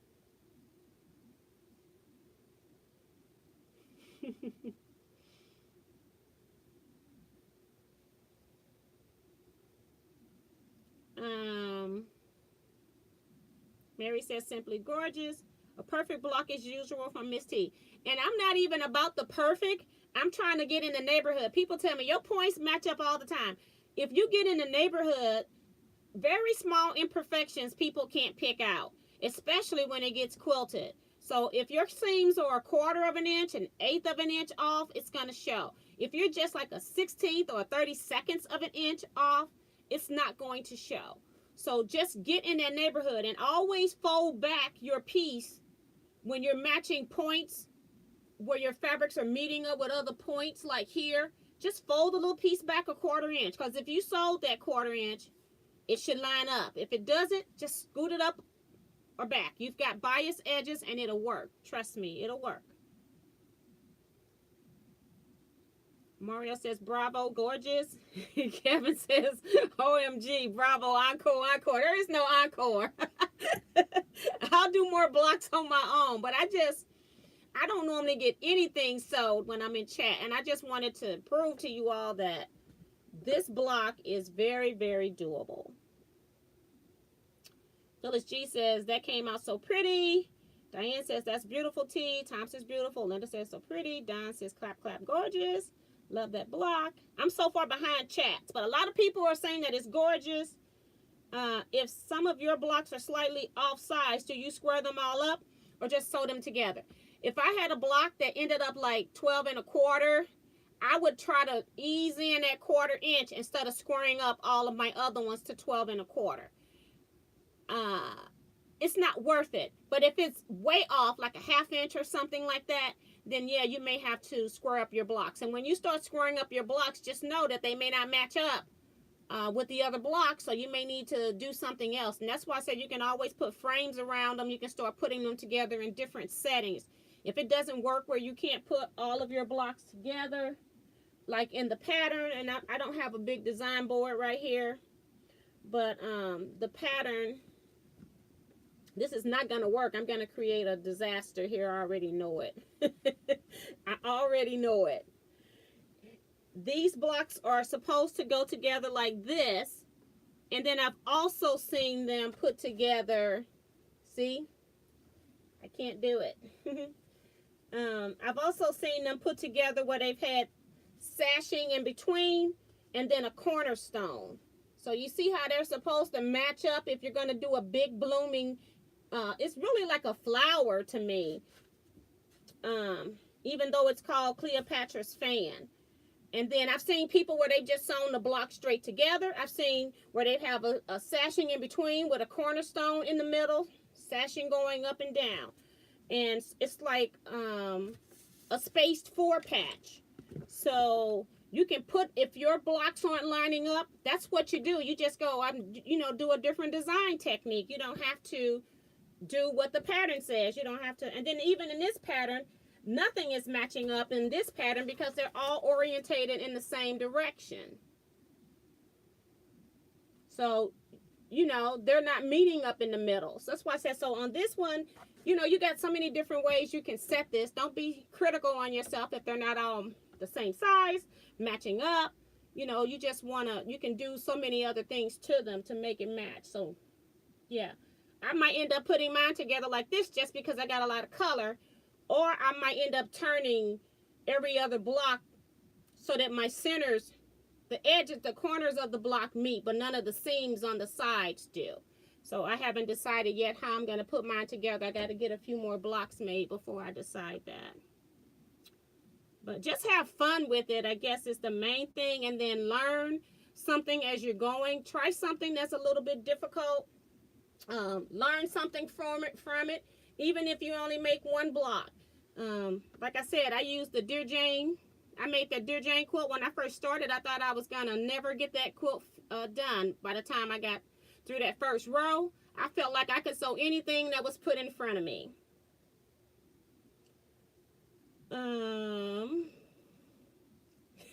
Kevin says, can't wait to use our Cleopatra's fan die, Miss T, laughing out loud. Kevin, next time I see you, you can get that die because I cut out 32 blocks. I don't think I'm going to be needing it anytime soon. And then you can also, I was talking about this before, where you can change your color patterns. Like, if this is one blade here, you can make this blade one color. Like this whole thing can be one color, and then you're changing the style of the quilt, So you don't have to keep all the colors like this. You can make modern looking blocks as well. You can do other things with it. And that's why I cut out extra blocks. I was wanting to do a quilt with 15 or 16 blocks in it. And then I said, let me cut out some extra ones so I could play at the end. Once I get my required number that I want done, then I've got other pieces that I can use to play with. So it just depends. And Kim told me I got to find the money someplace. Love the purple. That's actually a blue. It keeps coming out as purple on the screen. But it's kind of like a teal blue and a navy royal blue. but it come out as purple on screen. Somebody else said that too. And I thought I had purple. Let me see. Yeah, I do have purple. What is it going with? Yeah. Let me show you purple. These are my purple fabrics. I don't know what that's reading as. And these are blues. Can you all see that? I'm not sure. But yeah. So, but those are blues. But I do have purples. I probably just made a mess out of my stack because I can't even see where I put the stuff. I couldn't see where I grabbed and I couldn't see where I put them back. But I'll figure that out later. Fuller says, I didn't cut my fabric pieces. I wanted to wait to see it come together. I am less intimidated after seeing you make this block tee. Thank you. And that was my goal tonight, because normally I'm all in the chat and I'm jumping back and forth with you all in the chat because I do like chatting with you all. But I had so many people, even personal emails, telling me that they weren't going to do this because this is just way out of their league. I think you can always try something. Like I said, just do one block and make a pillow. You can even put this block on point and make a bigger pillow, you know, and then put a border on it. But at least try things. Don't let something scare you because it looks complicated. This is not complicated at all. It just, you cannot speed sew through this. That's the thing. Phyllis Watts says, good evening, everyone from Los Angeles, California. Hello and welcome. Elwin says, very well done. Thanks for the step-by-step instructions. You're very welcome. I am like 20 minutes behind in the comments. Beautiful and it looks easy. Thanks. That dye in Australia is $173. Oh my goodness. That is messed up. That is messed up. That's so even if it's $90 and you double it, that's $180. Oh my goodness. Ellie says, that came out so nice. I like things. They give me a challenge, so I will be enjoying this when I get to it. Elwin says, sorry for misspelling. Couldn't afford the 300, but free is up my alley. Well, you got to spend the 300 first. See, that's the thing too, is I'll wait until I know which sale I want to use for Teaquilts. So if I know I'm looking at items, I only order from them maybe 2 or 3 times a year, if that. And then when I order, I just know what I need from them. Like next, I want to replace my my trays on my studio. Sometimes I feel like my stuff could cut a little better on the studio trays, and sometimes it cuts fine. And I just figured they don't cost that much money. So the next time they have a sale, 20% off of everything, because they hardly ever put the trays on sale unless it's 20% off everything, then I think I'm just going to go ahead and replace that kind of stuff. So I'm waiting on them to have a sale around the holidays. Hopefully one of those sales will work for me. Dee Dee says, could you make it really scrappy? Background, all the same, and just mirror images of scraps in the whole block. So you would have 7 different fabrics in each fan. And that's exactly what I'm saying. You can do so many things with this, and it'll look so completely different. And yes, you can.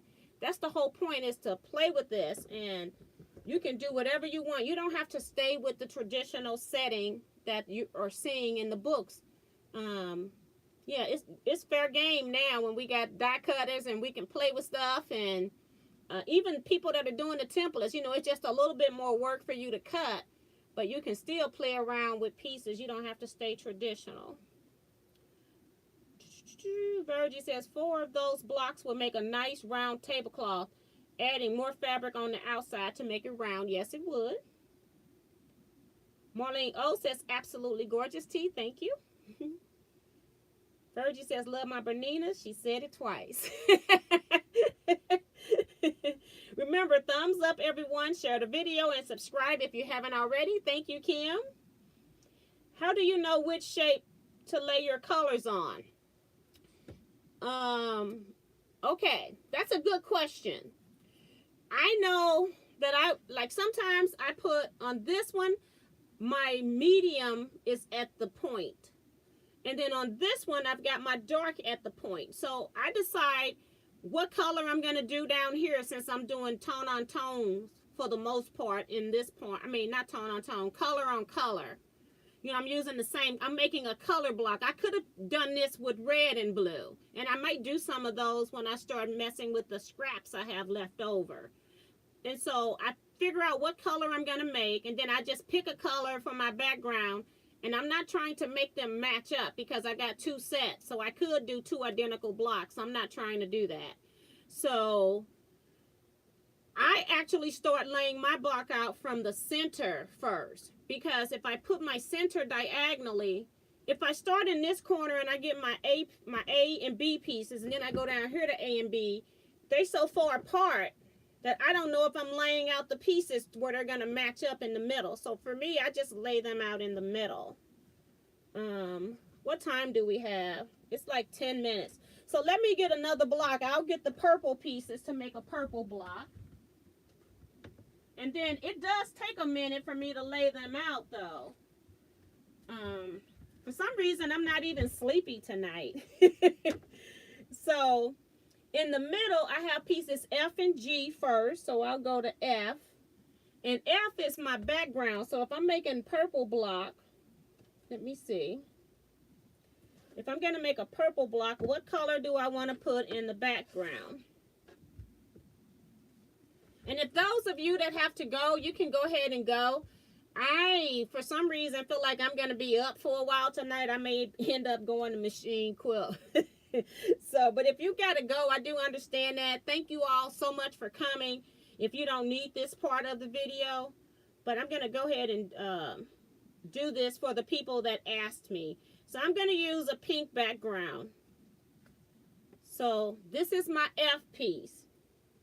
And so if I put my F up here, I'm just going to put it up here in this corner because it's closest to me. I've got F, and then I've got a reverse because my pieces were either right sides together or wrong sides together when you cut. Okay. So I'm going to put my F piece here. And I know that this is the straighter grain because there is no notches over here. And then I put my other piece like that. So I start in the, I don't start with my A and B. I did on my first block, but like I said, I'm a person that loves a system. And so I found that I was rearranging my pieces as I was putting them on the board when I started with A and B. So I actually start with F. Then I go to G, which we're going to make this the dark point. So I want my dark purple cut from my G. So I go to my stack of G's, and I told you all I've got my freezer paper stuck to the top of one of my fabric sets on this thing so that it's not flopping around. And then I know where my stacks are. So I'm going to go to G, and I want to make that point dark purple. So I've got my pieces from my dark purple. I got my piece. And I've got my reverse. And I'm just kind of putting it on top of the notch. So they are overlapping. But I'm trying to match up my notches so I know that I'll have room when I get down. And then I work my way on down. Now it's H in the middle. And my H is actually going to be my light purple. Or lighter purple. Okay. So this is my H. And then I lay my block out backwards actually than how I sew it. So I know I have all my pieces in the right order.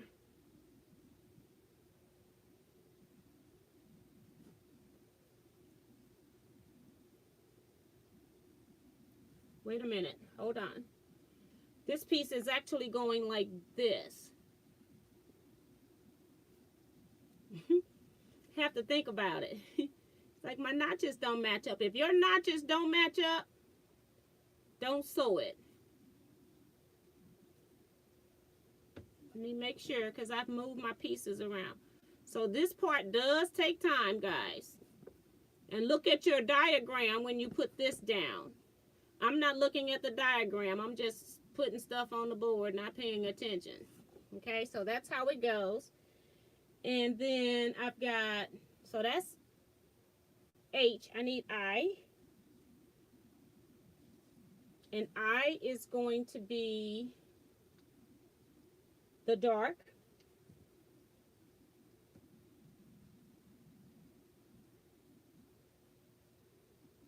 So it takes me longer, it seems like, to put the block up here. So I goes right here. And right there. So I'm actually laying this block out backwards. And it's not going to all come together in the middle. So I'm going to just pull these in just to tighten it up, because I'm going to need this space to get all my other pieces on here. And I'm also doing this a little backwards, so that's another reason that I'm having trouble looking at it. And now we need, this is that row where I had those 5 pieces that kind of, I had to dance around to piece. Last piece is J, and it's going to be a light. The lighter purple.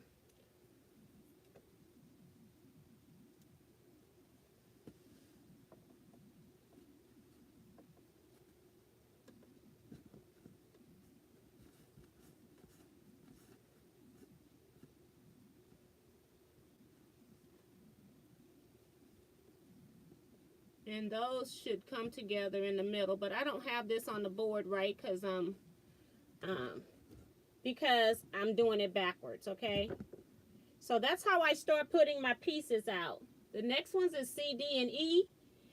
C is background piece, so that's that lighter pink. And I've completely turned the board so you all can see. So I'm gonna have to turn it back so I can put the pieces on here. C up here, and then when it's sewn, that notch is going to match up, and then I've got another one down here on this side.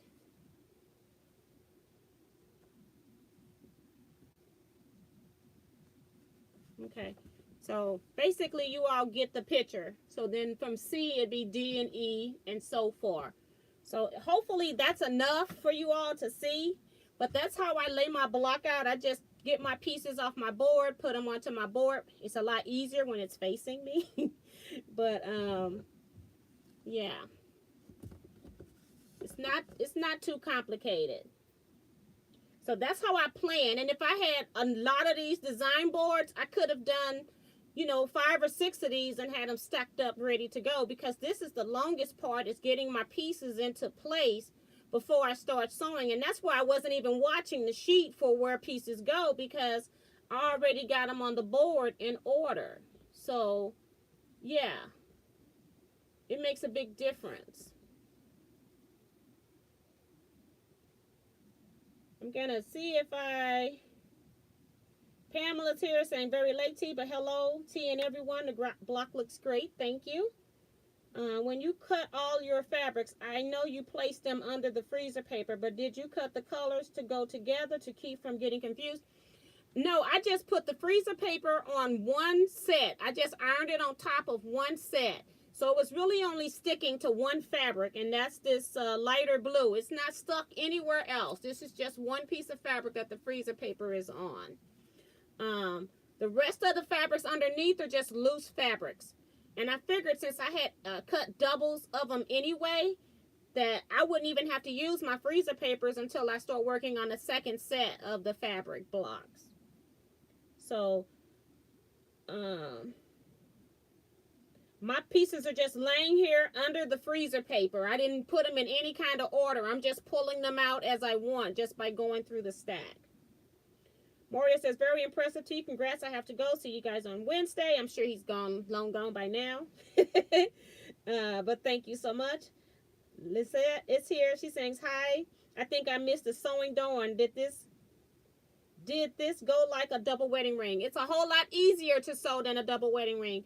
And Lisette, I would recommend that you go back and watch the video of me sewing, because I purposely sewed the entire block to show people how easy it is to sew. And the key here is pinning when necessary.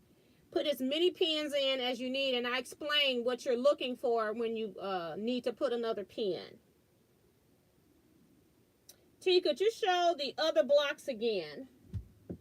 I don't know if I can reach this design wall without messing up this Bernina. We don't want to mess up Miss Bernina. Y'all know I used to reach over here and grab this thing out of here. I got it sitting right here, but I got my new Teaquilt dies right here as well. And the dies are in the way. The dies I'm currently working on. They're not all new ones, but the ones I'm working on, I pulled them off my rack. So let me put the blocks on here. It's a little bit bigger.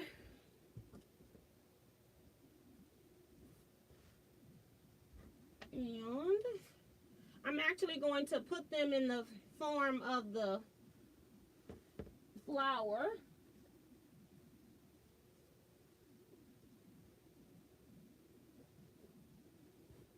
Sort of, kind of.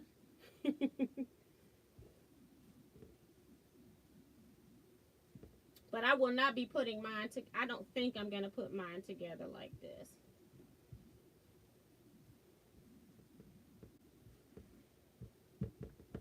So,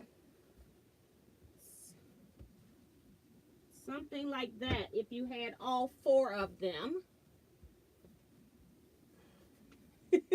I'm fighting with the big board. There you go. So yeah. So that's what's going to happen if you put 4 of them together. And a lot of people do that. They put 4 in the middle, and then they may use some of these to make another border around the outside of the 4. They might put a little space in between. It just depends on what they're looking for. So, but that's how they look, very colorful. And I can still put all mine together. It still looks very good if I wanted to sew my blocks into 4s like this.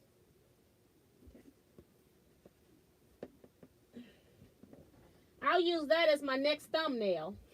I'll take a picture of it. Let's see. I knew a lot of people would be leaving, but I knew the people that had more questions would hang around. So,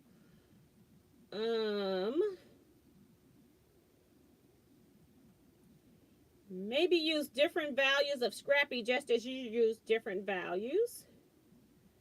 Joan says, oh, she wasn't paying attention on Wednesday. Janet says, good night. Joan Elkin says, it's absolutely beautiful. Teresa says, and you get a flatter seam when using the press stick. You do. And Diane's reminding people to hit the thumbs up on your way out. Thank you.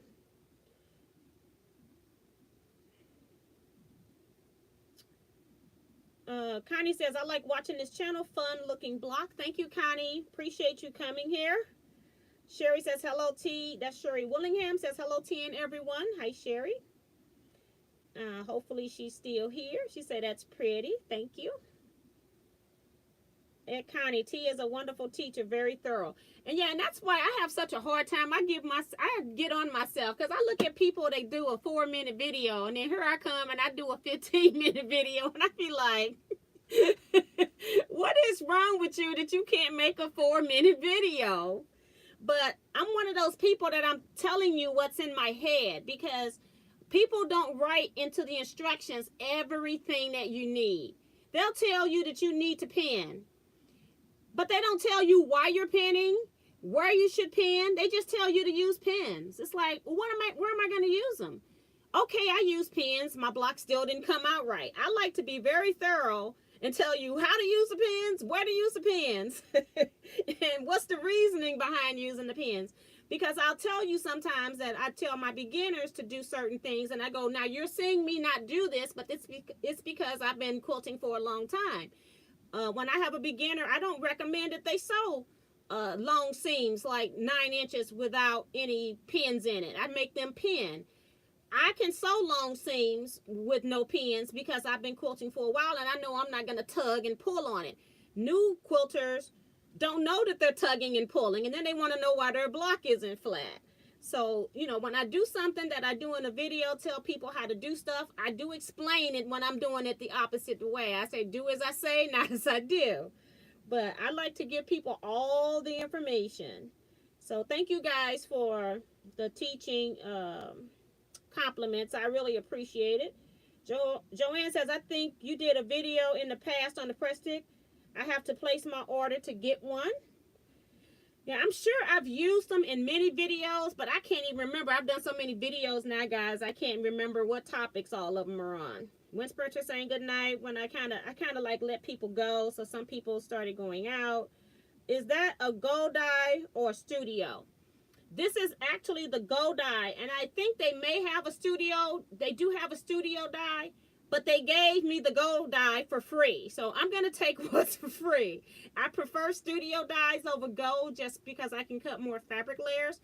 I wish I would have had the studio because it would have took me even less time to cut this, because I could have put, instead of just doing one color, one fabric at a time, I could have done 2 fabrics at a time. But when something is free, you can't look a gift horse in the mouth, okay? Gotta take what they're giving you. Good night, everyone, from Soul Patch 33. We'll catch this replay this week. Veronica says, that's neat tea. Thank you. Oh, she even came back, gave the date of the video. Thank you, Cherie, for the strip stick video. So thank you. So I don't have to do that. I can refer people to a video. I was going to go check it. June says it's snowing here in Iowa. Cherie says, I think 4 blocks together looks like a giant cactus blooming. Okay. Sherry says, oh, wow, that's so pretty. Both blocks. Thank you. Oh, look at that. It's going to be the cat's meow once it's finished. Carrie Kara E says, pretty. Hi, T. How is your banana working for you? It's doing great. At some point, once I get a little bit more just experience, because right now I'm just piecing. I do want to do machine embroidery, and I'm not going to even worry about fancy stitches and all of that for right now. We'll talk about that in some other videos. But I do want to give an opinion on the things that I do on a regular basis. So I'm going to make some labels, because I need to make a few labels. So I'm going to do that on here.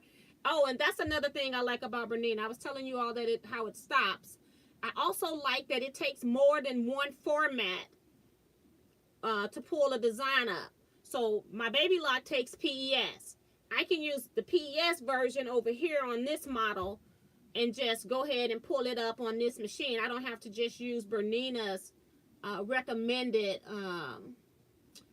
embroidery software extension. That's what I'm talking about. Like when you save a Word document, the extension is DOC. Well, for baby lock, they use PES. Bernina uses a lot of them on this machine, so it doesn't matter. So because I keep everything in PES, so I don't have to go back to all my original disk and re-upload all of my stuff again in Bernina's format. I love that. So I'm loving it so far. Honey Bun 1969. I love watching you sew. I need to start teaching quilting classes in my shop. It's pretty cool. And it's always somebody that's looking for some help or assistance. So having classes in the quilt shop is awesome.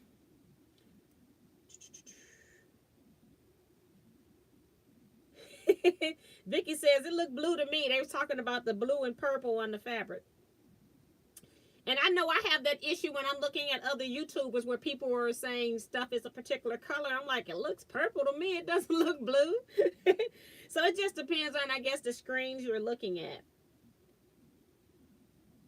Marlene says that it's the Sydney Opera House building is what it looks like to her.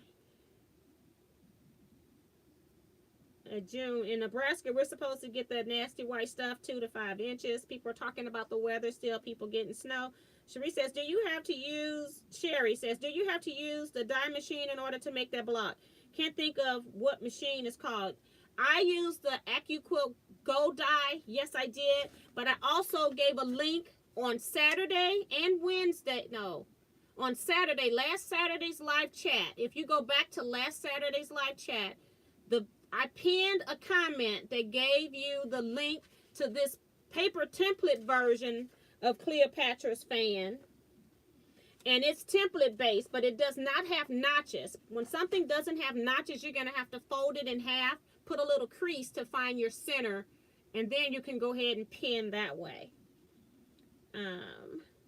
But you can do it, and it has all the templates included in the pattern. So the link is there, will take you straight to the pattern.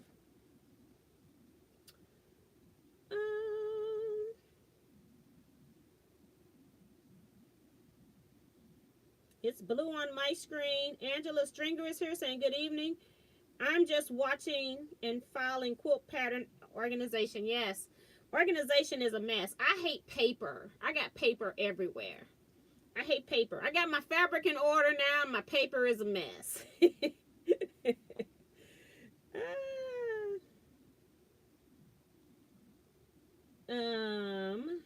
Let's see. What else? I'm trying to get to, and C-Rex says that it could also be a Christmas tree skirt with the right colors. Yes, it could. My brother says $173. Boy, oh boy, oh boy. Yes. I do now remember what I helped Cherie with. I do now remember. Angela says Cleo fan is pretty. Good job. Thank you, Angela. I'm still trying to go through here and skip some of the comments. And Joanne is seconding the Christmas tree. My husband saw T on the screen and asked, how long is this going on? At least 2 hours. Minimum of 2 hours on Saturday night. Wednesdays, 1 hour. We also on Wednesdays for the new people. Wednesdays at 7 p.m. Central Standard Time. I only do 1 hour on Wednesdays though. And it's not a soul. I mostly am doing hauls or just talking about anything in particular in the quilt industry. I could be answering any quilt related questions that you may have you found in the week. Don't understand what something is used for. We answer those type questions. And Joanne's telling Angela, tell him that this is some good stuff. And Kim says, silly man. Yes. And Virgie is messing with my brother, telling me, how many do you want, Ray? Ooh, he don't want any at $173. He tight with his money. Remo says, good night. We'll be adding dye to wish list. Sherry says, hold on, my screen jumped on me. Hopefully it comes back. Sherry says, wait a minute.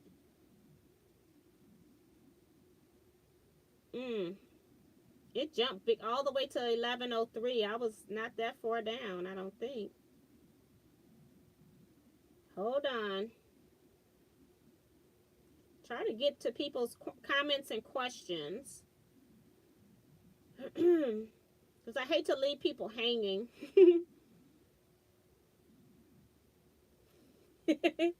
Hold on, I'm trying to get back. I'm at 1050. I thought I was in there. Okay, yeah, there's my brother's comment. And Angela's comment as well. I saw the... Okay, so Sherry says, oh, you're not sleepy. We can go on a little longer than laughing out loud. I know the night birds are happy because I normally get off on Saturdays. I normally have not eaten, but I ate right before I came on the live tonight, so I don't have to run off and go eat because I do different meal times because I'm normally up to 4 or 5 o'clock in the morning, just depends. And so I don't even start my first meal sometimes till like 2 o'clock in the afternoon. So in order for me to get 3 meals in, sometimes I'm eating right after. But today I just had 2 meals. I feel fine. I feel great. So now if I need anything else, I'm just going to drink water to fill up on water. But yeah, but I might be here. Well, we already 12 minutes over. So, hey.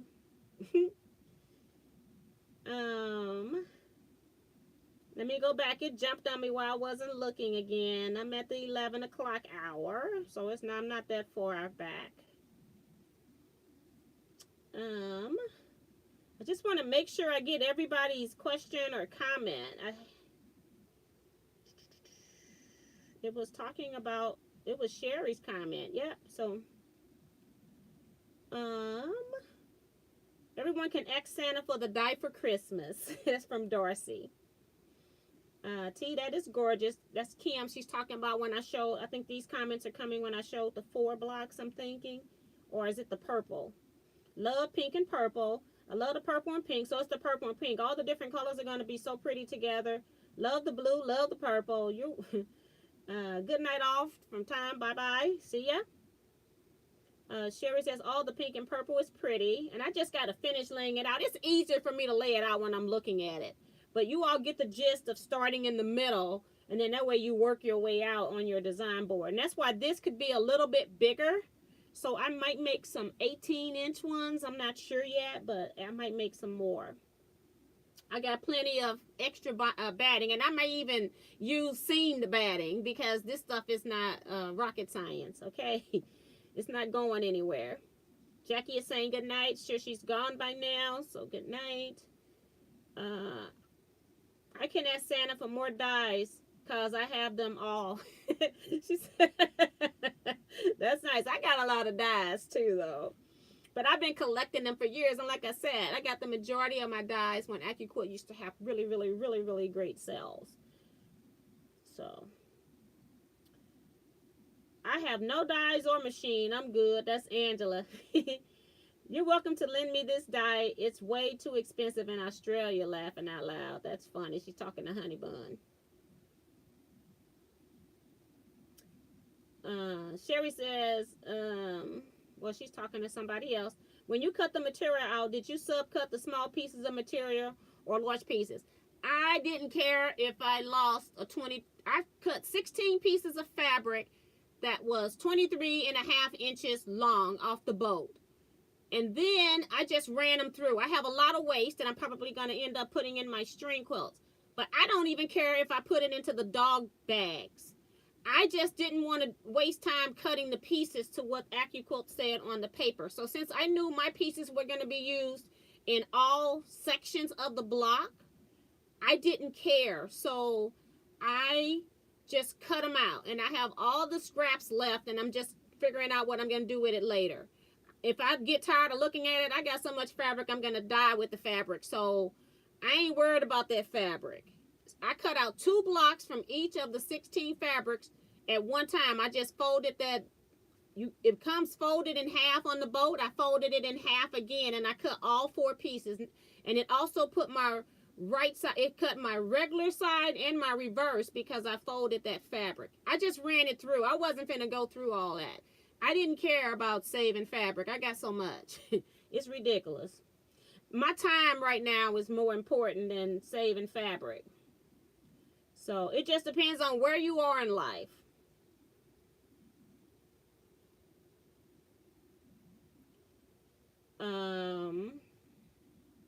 People are saying pretty, very pretty blocks. I think they're looking at the 4 of them together now. They look so good together. Yes, so they are looking at the 4. Didn't think I would like the different colors, but looking at yours, I really like them. That's from Pamela. Same here at Pamela from Mary says it's like the blocks are on fire.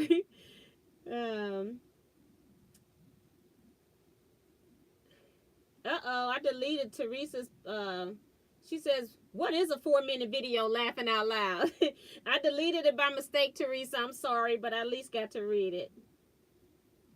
I know what you mean, T. What is a 4-minute video? Got that right, because I can't do it.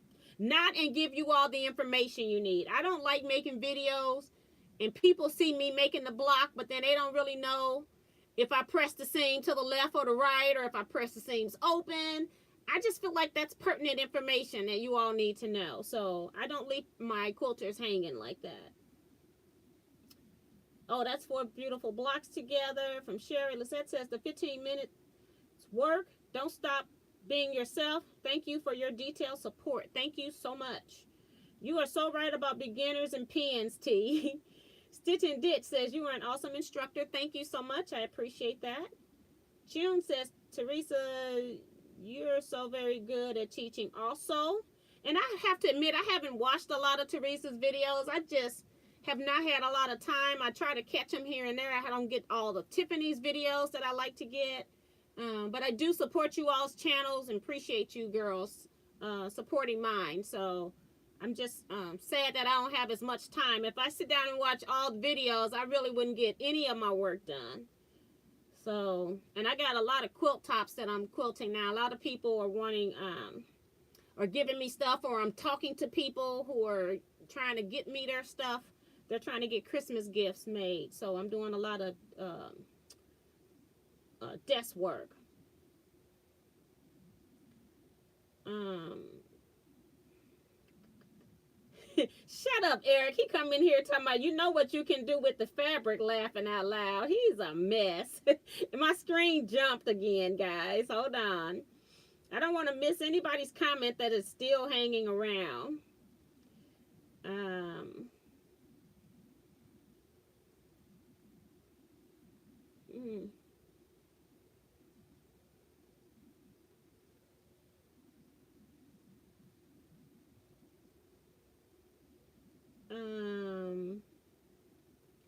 15 minutes. That was the comment. Okay. And it says, you are so right about beginners with the pins. I think I read that. Yeah. I was talking about Teresa and Tiffany. That's what I was talking about.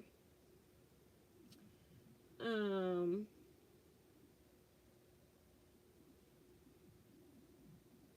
don't know what I'm doing. Hold on. Let me see if that's the same message. I think I'm just messing with Teresa Louise. I love the quilt too. She's talking to Mary, and what happened is I'm just scrolling, and then it does things, and then it jumps. Like it just jumped again. It keeps popping up one of those little pop-up boxes, and I don't know why it keeps doing that. I guess I'm holding it too hard when I'm scrolling. I don't know. But I'm not trying to do it, I promise. Okay. I'm trying to be a little light-handed here now. At T, I cheated. I found a design as an in the hoop design. I also saw that too, that they had it in the hoop. You know, that process is something you've got to do too. So that's not cheating. I'm just stopping right there, but that's not cheating. She says, so I just AccuQuilt die cut them and use them with the embroidery machine. And that's great. That's just I was telling people, you know, you can applique these pieces if you want with fusible, needle turn. There is no such way as cheating. You just get this block the way that you want to get this block. So there is no cheating. I think that's genius. And I've even seen where people have it from a machine embroidered program. I saw some when I started doing searching for pictures on Google. Sherry says, I like that you are thorough because I need specifications, especially being new, as you said. I don't delete it all Teresa's stuff. She can't talk to nobody. Because Kim was saying, you are a terrific teacher, so patient and give great details. I love that. And she was just saying, thank you, Kim. And I blocked it. You know, I blocked all her stuff. I must have put her in timeout accidentally or something. I don't know. Laughing out loud, you brought me to life, Mary.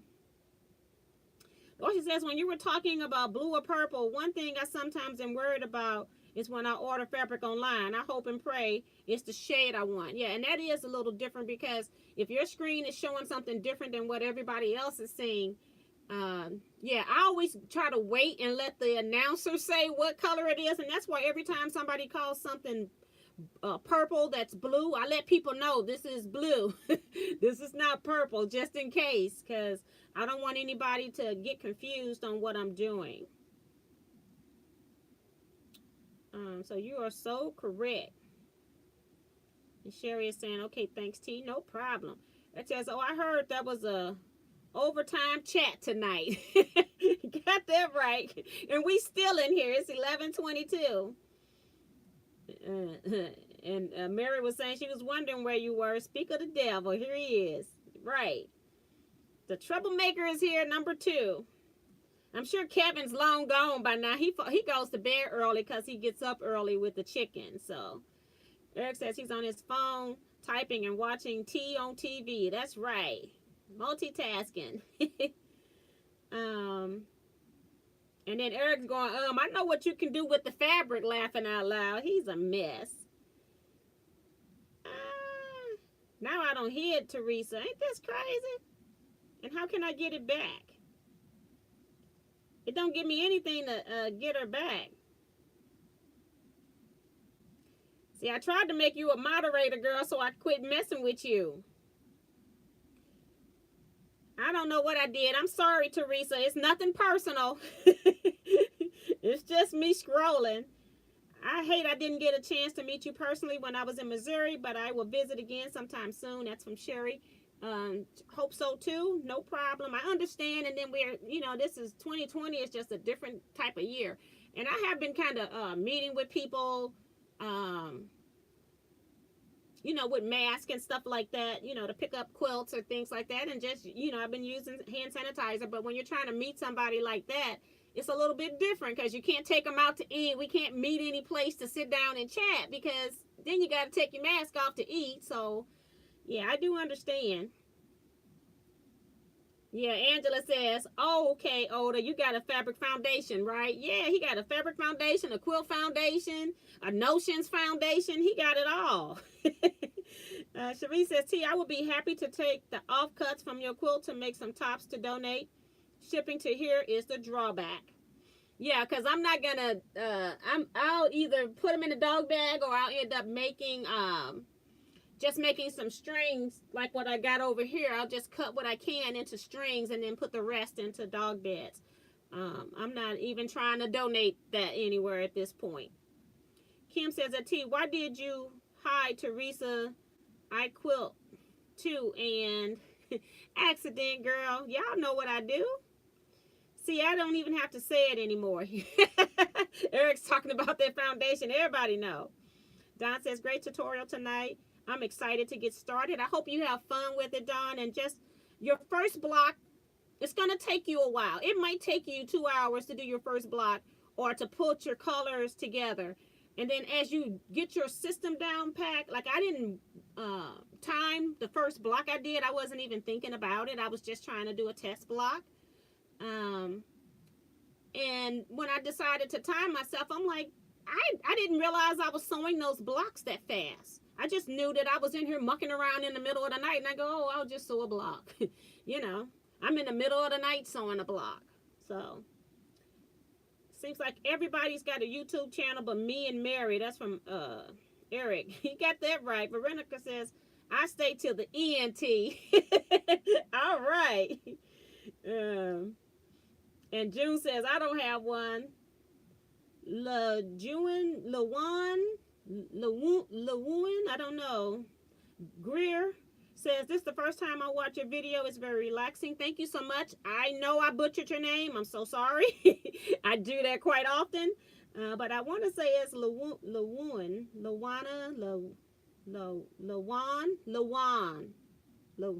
But I want to pronounce the E. Okay, I'm butchered it enough. I'm sorry. And then Eric and June are going to join up and make a YouTube channel. Y'all are too funny. Ellie says, T, no, she has mad skills. She should teach. I agree. I do actually teach, but it's just that everything is on hold. And I am not trying to figure out how to do Zoom teaching. I just can't. I don't have the space, I guess, for Zoom teaching. That's my main thing because I feel like I need to have myself better organized. And in my small home, I don't have that kind of space to do Zoom teaching. I even had one guild contact me because they really wanted my lectures.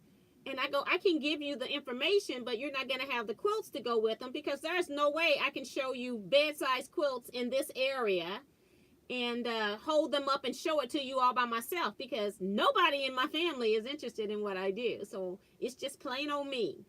So, I just can't, I'm not going to, for me, doing Zoom would be a lot more work right now than it is. So I'm just not right now interested in teaching over Zoom. I'll just wait. So Ellen says, maybe that's why I can't get much done. I watch too many YouTube videos. Always excited when new ones pop up. But see, I can't just watch videos because I got to use my computer to do desk work. Then I got to be over on the long arm. I'm also answering email questions, Facebook questions, messenger questions, people even messages, telephone calls. There's so much that comes into here that I can have a day planned and I do absolutely none of it because the unknown variables enter into my life. Or if somebody places an order on my website, I personally make the orders my priority because I know when I order stuff from people, I hate when I can't get my stuff. If I ordered it, I want my stuff as soon as possible. So if it's ordered before like 11 o'clock, because I tend to go to the post office at noon. If it's ordered by 11 o'clock, I try to get people's order out in the same day. If it's afternoon, then I just go ahead and do it the next day. Unless it's like something custom, like a t-shirt, then I have to sit down and design that and plan that, and I have to check back and forth with you about what I have in your size and things like that. So it's a little bit more complicated when it comes to t-shirts or anything where I'm doing custom work. But basic stuff, I try to get out because I know I want my stuff.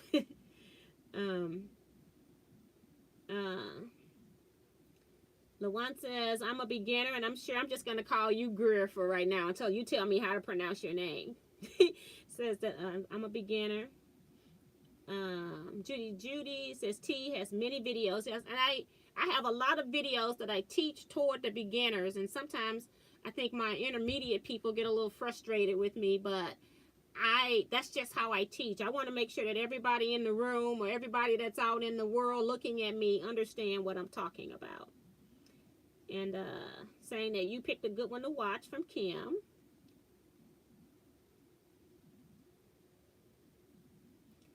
And Eric's even telling that you will learn and have lots of fun with this group. Yes, this is a great group of people. June says, I have baby quilt to make. It's for a boy. It's been a long time since I did a boy quilt. Got everything, so tomorrow we'll get it done. That's pretty cool. I'm giving a quilt that I made to my niece for her baby, but I have not made a quilt specifically for a baby in a long time. And Angela's saying, I don't have a YouTube video. Who retracted Eric's message? I don't know. I hope it wasn't me. And moral support. You got that right. Are you an expert frog sewist? Yeah. Thank you to all on this team, making me feel comfortable. I'm a little slow. I'm sure I will catch you guys. Okay. You did okay with my name, laughing out loud. Kim says, I can unsew anything. Got that right. And people are still saying welcome to LaJuan. Says T did a great pineapple quilt recently. Yes, I kind of had fun doing it. I just got burned out on the pineapples, but pineapples are not dead, because remember, I got to do a whole lecture on pineapples. I only got 2 quilts almost done. I got blocks for another one, so I've been told you all I bought fabric for a 4th one. So pineapples aren't dead yet. They're just on vacation right now. T, you don't sleep. Get rid of your bedroom and set up a quilt lab to teach in there. That is too funny. I do sleep. Like if I don't go to bed till 3, I actually count 8 hours from that. And I make myself stay in bed those 8 hours. Now, I might be checking out stuff on Facebook, but I will not move from my bedroom for 8 hours. So I do try to get sleep. Sometimes I'll check stuff online because it keeps dinging my notifications. I turn it off at night and it comes back on at 8 o'clock. So it might wake me up with all the buzzing because it's been off all night. So I would get up and check stuff, and then I'll roll right back over and go to sleep. So, but I do stay in bed 8 hours. No matter what time I go to sleep, I count from those 8 hours. I think I am retracting people's messages. What did I just do? She was talking to LaJuan. I hope he's, LaJuan, I hope he's seen, or whoever, he or she saw it. I don't know.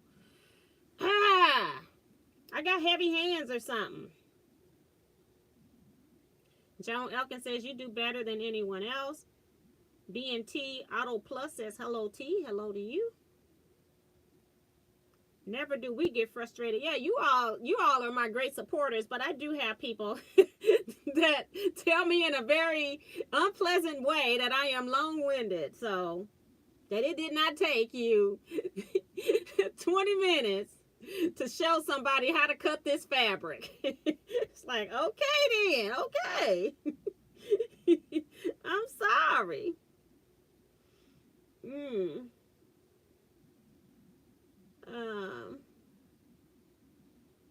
June says, I've come a long way in my sewing with all of your teaching. Has helped a lot. Well, thank you. My brother says, good night, sis, and everyone. I have to go to church in the morning, so stay safe and blessed. Thank you so much. He's probably long gone. Oh, he just left. It's 11:31. I'm caught up almost. See ya. Thank you so much for your support. Quick Gal says, well, they say to teach it should be on a 5th grade level for people to understand, and that's exactly correct. It used to be the 6th grade level. They don't move it down to the 5th grade. We're in trouble. But I try to teach different ways for the visual learner, for the people that you can just tell stuff to and they can do it, and then I also try to have the actual demo. Because like when I saw, I did watch Teaquilts video, and the lady only sewed one seam, and she sewed the A and B seam, which don't look like it's very curvy at all. And I just felt like you all needed to see this block sewn. So yeah, it was not gonna happen.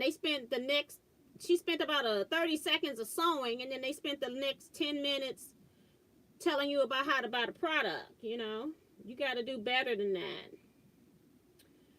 B&T says, at T, this is Teresa Louise. Did you block me?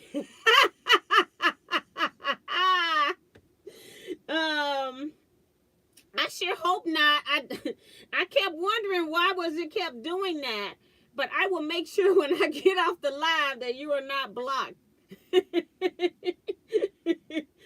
I did, I'm telling you, it's when I'm scrolling and I look back and then all kind of stuff has jumped up on the screen, and then it's telling me messages are retracted. I got Darcy too, so I hope she's not in timeout now. But I will go through my block list and make sure that none of my regulars are in the block list. I do that after almost every live because I make a mess. I'm so sorry. Not intentional. She had to go and come in on another channel. Oh God. And thanks, Mary, for letting Teresa know that I goofed and was very sorry. Yes, because I have just been making a mess. Can she unblock me? Because I've been trying for 10 minutes to talk using my other account at Teresa. And I tried to click on it, and the box will pop up, but there is no thing to say untime out, unblock. It just tells me to block, add a moderator, things like that. And I don't want to press that button anymore because every time I press it trying to unblock you, I was getting other people's stuff removed. So, Teresa, I'm sorry. Just stay here as B&T. And I will make sure that I check it either tonight or tomorrow for sure. Gosh. Do you teach any beginner classes? That's from Greer. Most of my videos I try to gear towards beginners, so you do have to know how to cut. I don't go through cutting every time. I'll just come back and tell you what I cut because I've probably had other videos where I've shown people how to cut. And so I do try to skip some of those type of steps. So if you know how to cut, then you should be able to do just about any of my videos from the details. Now, some things are more advanced than others, but you can kind of look at that and see for yourself. But I have a lot of block videos. That would be a great place to start because sampler quilts are just great for beginners because it gets you acclimated to all the different quilt shapes. So you can try doing some of my quilt blocks. I have playlists on my YouTube channel. If you go to my Teaquilts homepage, you can click on playlist, and I have like a playlist for strings and crumbs, a playlist for quilt blocks, a playlist for stack and whack quilts, which is a little bit more advanced. I wouldn't recommend that for a beginner right out the gate. What else? I also, for my new people, I used to record, you know, before 2020, I used to record some of the national quilt shows. I would go to Houston every year, and I also went to Paducah every year. And then I do some of our local quilt guilds. I would go to those as well and record. I also was doing studio tours, which also came to a crashing halt during 2020. I go to other people's homes and videotape their studios, show you how they organize different things. So you're just not looking at mine all the time. But I do a lot. I do a lot of different things. Cherie says, just tell them to go jump. You know, it depends on how rude the comment is. it's how I react to their comment. And I don't even delete their comment. I just respond. And then I've had some people that has removed their comment because I didn't respond very nicely to them. But for the most part, I still keep it professional. I have like a little nice nasty. But I let them know, you know, I don't know who you think you are. You know, I feel like if I'm watching somebody's video and I don't agree with what they're saying or what they're doing, I can leave out of that video. I don't have to stay there and watch you if I feel you are a disaster.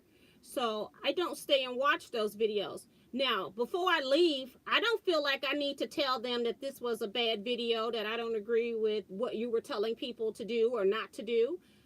I just leave. I don't feel like it's my place. That's their channel. If I don't like it, I can leave.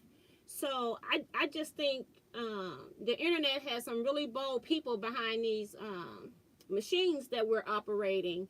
And I just think people are just, they're harsh, they're rude, they're mean. And it's unnecessary to try to ruin somebody's day by commenting on a video like that. So I just don't do it. Uh-oh, Mary says that Eric and T, you're both having thumb trouble tonight. You got that right. Yep, pork fingers here. And apparently I'm just pressing hard and just destroying everything over here. Well, she says, I'm a beginner also. So it's a lot of people that's beginners. So I've been going about 6 months. Steve says, T, I could never stay up this late until today. Wide awake. That is funny. We're at 11:40. We're 40 minutes over. We are a mess. I was caught up at one point, and then I start talking. See, I get long-winded. Stitch and Dish says, how do you determine the amount of fabric for a bed quilt? Really, you don't. And it's even harder for me because I make scrap quilts, but sometimes I use a program called Electric Quilt, so I would design my quilt in that, and then it would give me approximate fabrics amounts that I need. If I'm using, say, reds all in one spot, I would make all of my red fabric. I would make all of my red pieces one red fabric in Electric Quilt, and then I would use that for my yardage, even if I'm going to make it scrappy. But most of my quilts are scrappy, so I don't even worry about yardage. I just start making quilts. This is one of the few quilts that I don't consider to be a true scrappy quilt. It's just 16 fabrics. To me, that's not a scrappy quilt. Scrappy quilts for me start with 60 plus fabrics or more. That's just me. That's not everybody. That's just my definition and how I feel fabrics work better. The more fabrics you add in, the better a scrappy quilt blooms. When you have just 20 fabrics and thinking you having a scrappy quilt, that's not always true. It just doesn't work all the time. You've got to work a lot harder to make those fabrics cohesive. But it just depends on the block. But determining bed fabric, you're going to need around 10 to 11 yards of fabric for the top for piecing total. For, say, like a queen or king size quilt, maybe a queen.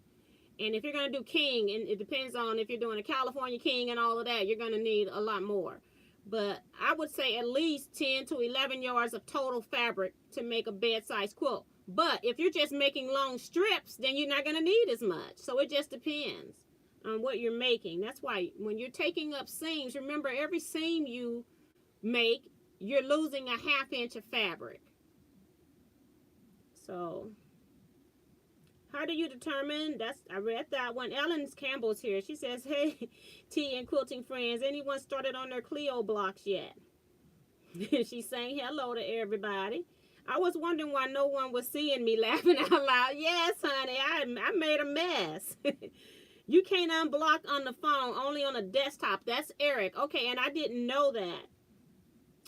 And I'm going to see if I can do anything where my moderators can undo what I do. I don't know if YouTube has that feature yet, but I'm going to see if I can, once I do something stupid like that or accidental. It is accidental, but it's still stupid. I'm going to see if there's a command where they can undo people and stuff like that, but I'm not sure if that exists because I don't even see it here, but I will make sure that if they can do it, I would give them that access to do that. Because it's total mistake. Normally if I'm gonna put somebody in timeout, I read it and then I tell it I'm gonna put you in timeout. And I haven't had to do that. We only get the people I have to do that with, or the people who are cruising YouTube looking for people live just to go in and put dumb comments in there, which Diane 57, she on them quick when she's here. When she's not here, then I have to finally get them. Eric's been pretty quick on them lately when he knows Diane's not in, but those are the only ones that I put in there. Let's see.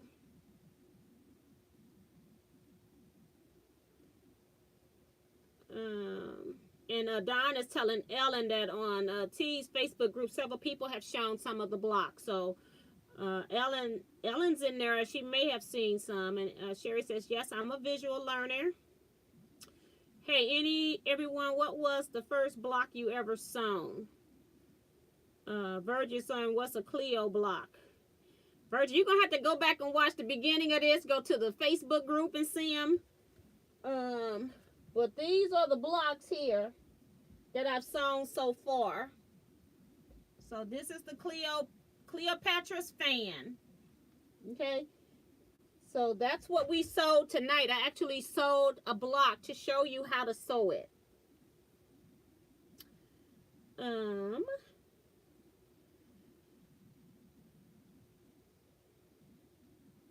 Mary says she's working on a bug jar block. I have a bug jar quilt that I was making for a nephew. He's in he should be about 18 or 19 years old now, but I was making it for him when he was about 9 or 10. And I showed him, I said, I'm making you a quilt. I said, you want to see it? He said, yes. I went and got it, and it had all these bug jars. He jumped back. Because it had like jars of, but it was like kid bugs. It was like, they weren't like, they were cute fabrics, bugs, jars of butterflies, all kinds of bugs, frogs. And he said he didn't want that quilt. And I still have that quilt. It's still in pieces because I quit sewing on it. But that is so hilarious that a boy didn't want a bug quilt. That quilt scared him. Phyllis G says, someone mentioned in the hoop embroidery designs for Cleopatra fans. More info, please, or the link. You're going to have to do a Google on it because I just Googled it and actually saw that it was done. And I don't know who it was by. I didn't click on it. And I'm sure somebody had it on probably their Pinterest board when I Googled it. And I go through Google Images. I click on Google and then go to Images, and then I put in what kind of images I'm looking for, and I put Cleopatra's fan quilt block, and it came up that way, Phyllis. So I wasn't looking for it. I just happened to fall into it. Now that I'm a different name, I can give you another thumbs up. Well, thank you, Teresa, for the second thumbs up after I don't block you from my channel. That is terrible. I feel so bad. And it's a total mistake. I would never block you. And I'm just glad you came back in under another name for clarification, because most people, if you get blocked, it's kind of embarrassing if you've been blocked from a channel or something. So I'm glad that you came back, Teresa, really, because I did not do that intentionally.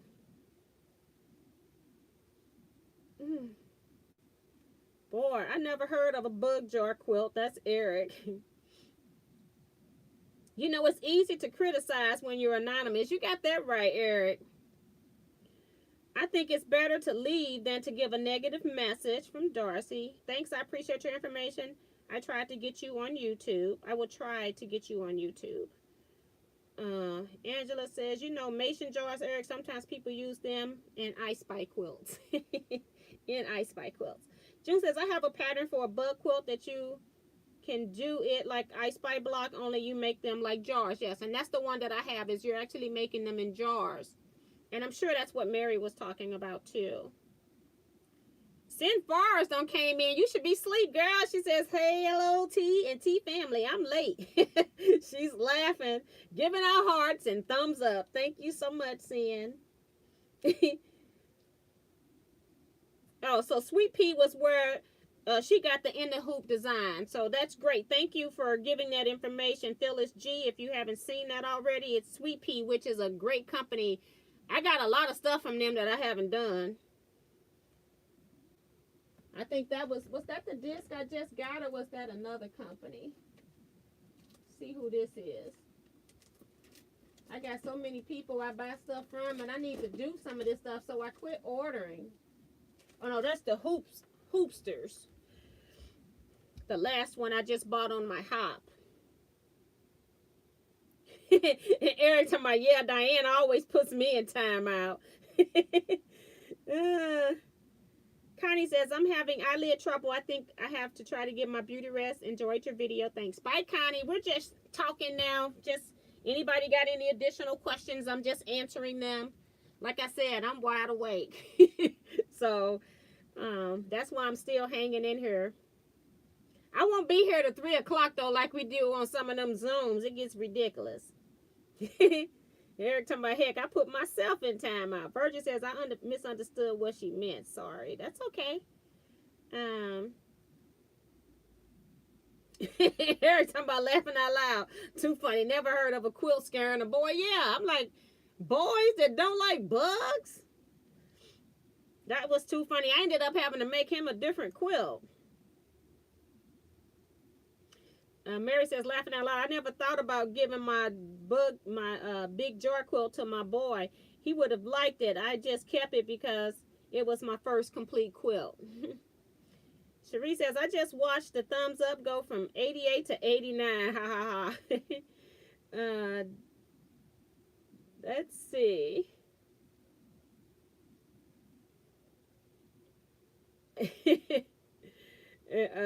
Cherie tell Eric talking about he's number 88, and Cherie's on him talking about shame on you for thumbing up so late. He says, I got here late. Sweet Pea is Australian. Yay. Yes. And I like that you can just download stuff online. You know, we don't have to worry about where you're located and pay for all that other kind of stuff. Helena Marie Carter, she says, this is my 5th quilt. I have the Go Big. Next purchase is the pineapple dye. Yes. I just did, I finished 2 of them that were from the Go. They're done, and I got one from Guyleen Fitzgerald. I got just the 48 blocks I made. I got to put those together. So that's the next piecing project I guess I need to get done, so I can say, because what I decided to do since I do lectures for 2020 was to do different pineapple variations. And I thought I was just going to do 12 blocks per each quilt. Well, I made the first quilt, did 12 blocks, and then I went crazy and made the second quilt, which I wanted 100 blocks. And then I stopped in the middle of doing those blocks and worked on Guyleen Fitzgerald's because she had a challenge.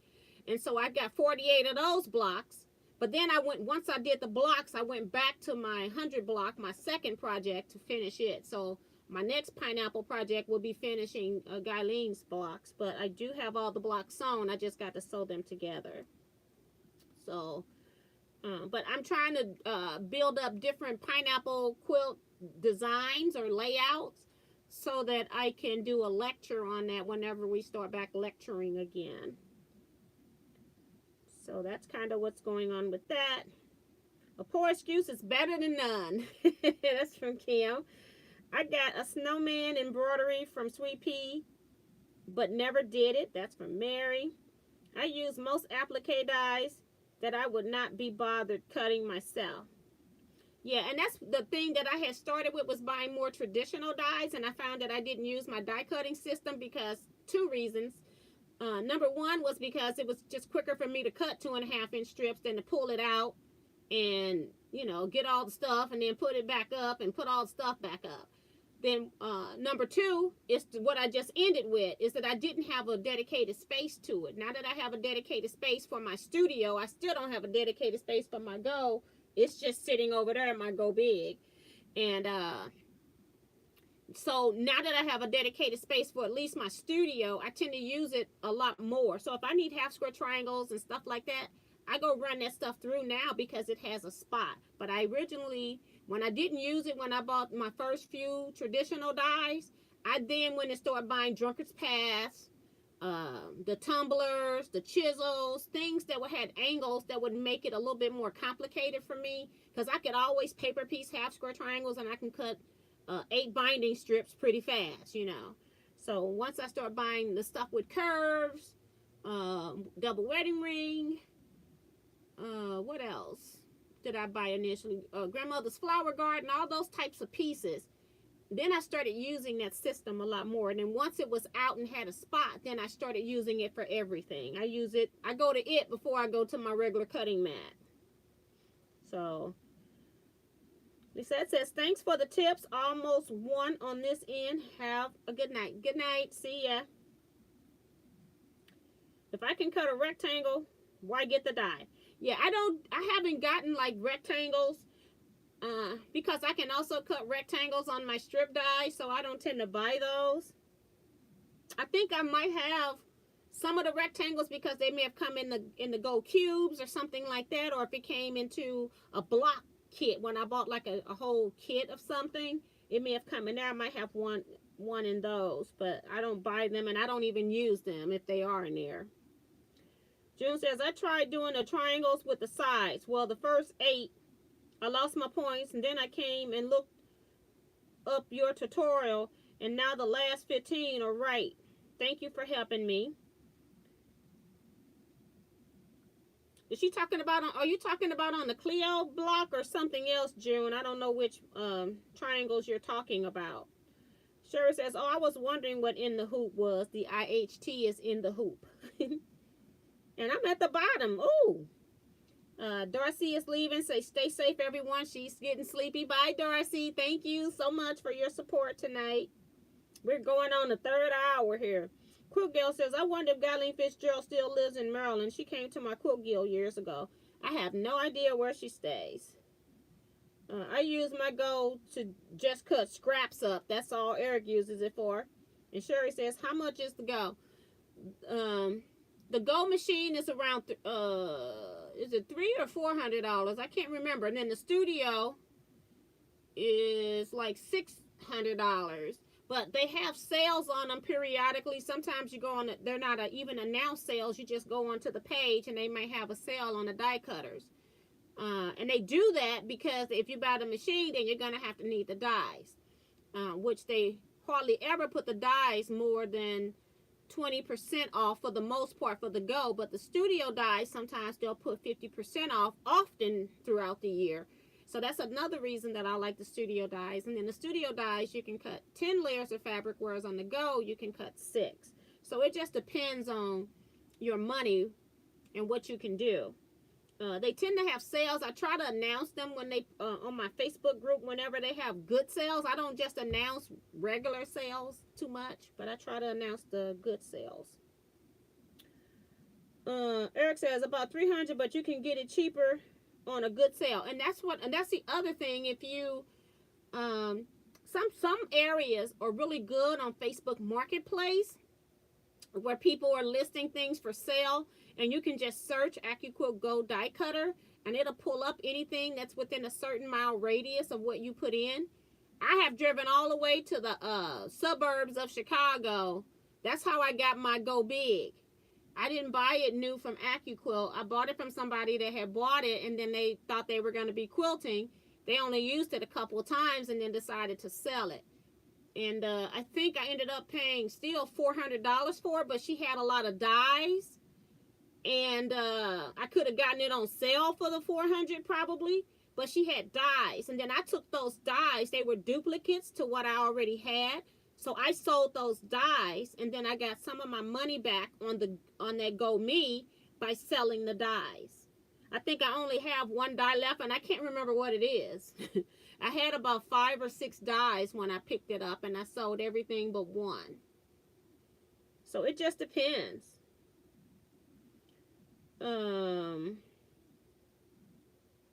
Which one is electric? That's from Quilt Gal. That is the Go Big, or they call it the Go Electric, but it's the Go Big. It's the electric one, and that's the one that's, I think it's $5.99, but you can get it on sale like $200 off sometimes. And Mary says that, Eric, no wonder you have a fabric foundation. You spend all the money on the Teaquilt, laughing out loud.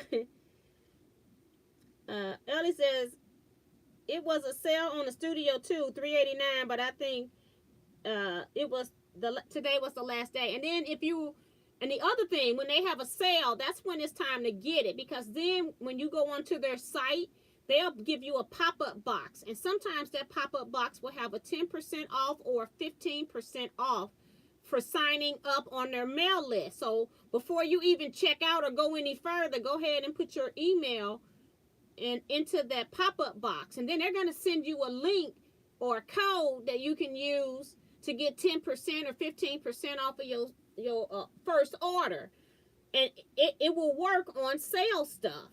So, you know, if you really new to their website and you getting something that's on sale, it's a great deal when you can use that additional money off as well. Uh-oh, I don't did Mary now. Wasn't looking. It's going to be time for us to go.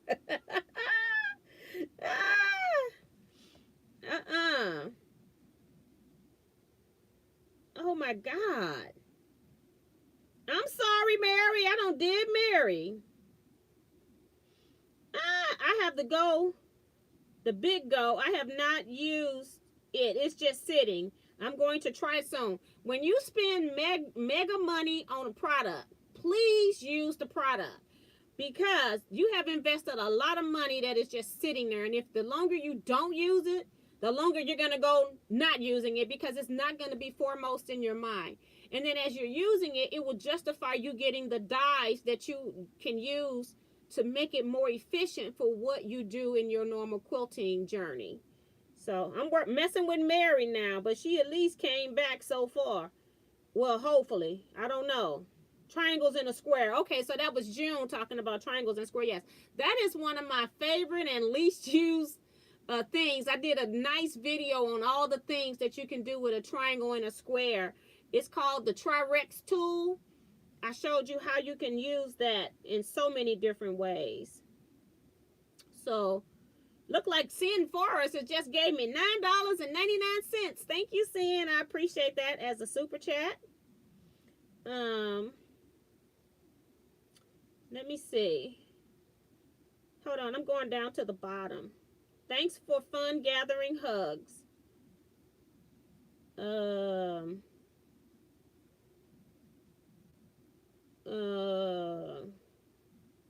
Now that is funny.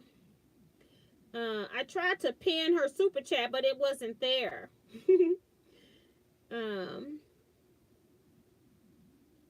Helena says, I got the Go Big on sale for $3.50 with 2 dies, and got the Go Me with 2 dies from Teaquilts. Yes, and they've been giving out the Go Me with like $300 worth of sales or something. They'll just give you that for free. So that's pretty cool. Sheila says, yes, that is how. Hold on. She says, yes, that is how I got my cutter from $3.59. Eric says, no, she retracted her own message. Okay, thanks, Eric. Angela says, Yon, good night, my quilty friends. Good night, Angela. Thank you for hanging out with us. And Mary says, yep, you're good, T. My fingers quit working, so I retracted. Okay. I got so nervous when I saw them 2 in a row. I was like, oh, my goodness.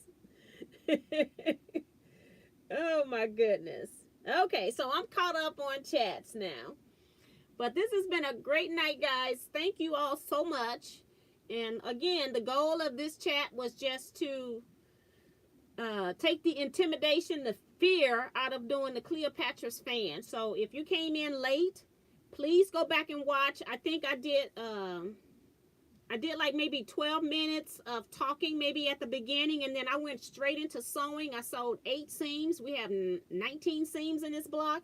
Then I went back and answered any questions of people that had so far while I was sewing. And then after that, I went back and sewed the remaining seams. So I completed a whole block within the first hour of me sewing, doing the chat. So please go back and watch it if you missed it. If you think that the Cleopatra's fan is just too complicated, it really isn't. These curves are so gentle.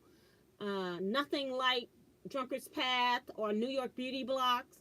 These are very gentle curves, and then you have a lot of straight seams when you're actually sewing your wedges together in the block. So I actually am enjoying sewing them together, although it takes me 45 minutes to make one block. I actually enjoy sewing it, you know. So, and I like when I can pull out some different colors and, you know, make a new color, you know. So I'm enjoying this process. So hopefully you all will try. Just do one block. You don't have to do a whole lot, you know.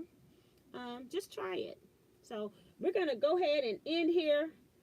And because I have nothing else to say.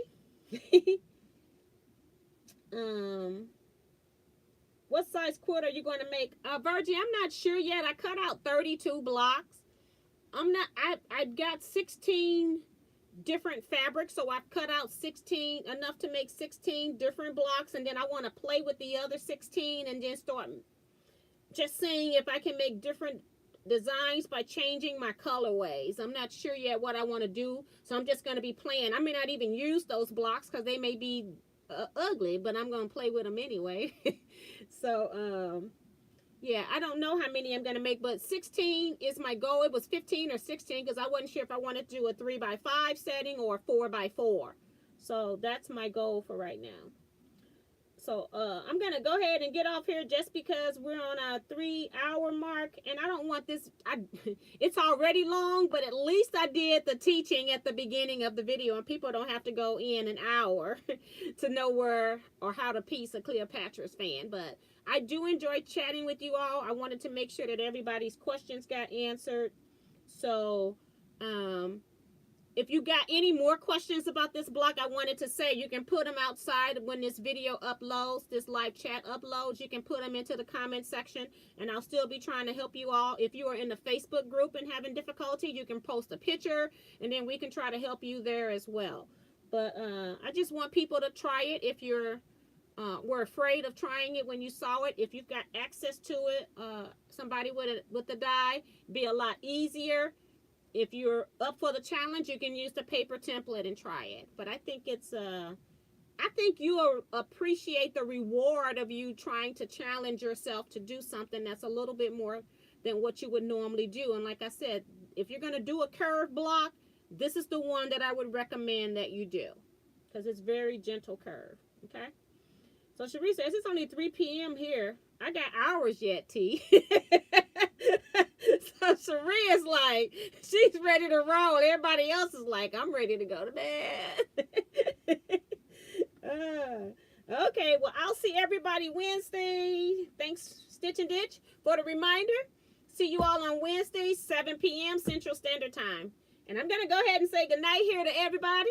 I want everybody to stay blessed and stay safe out here in this corona world. See y'all.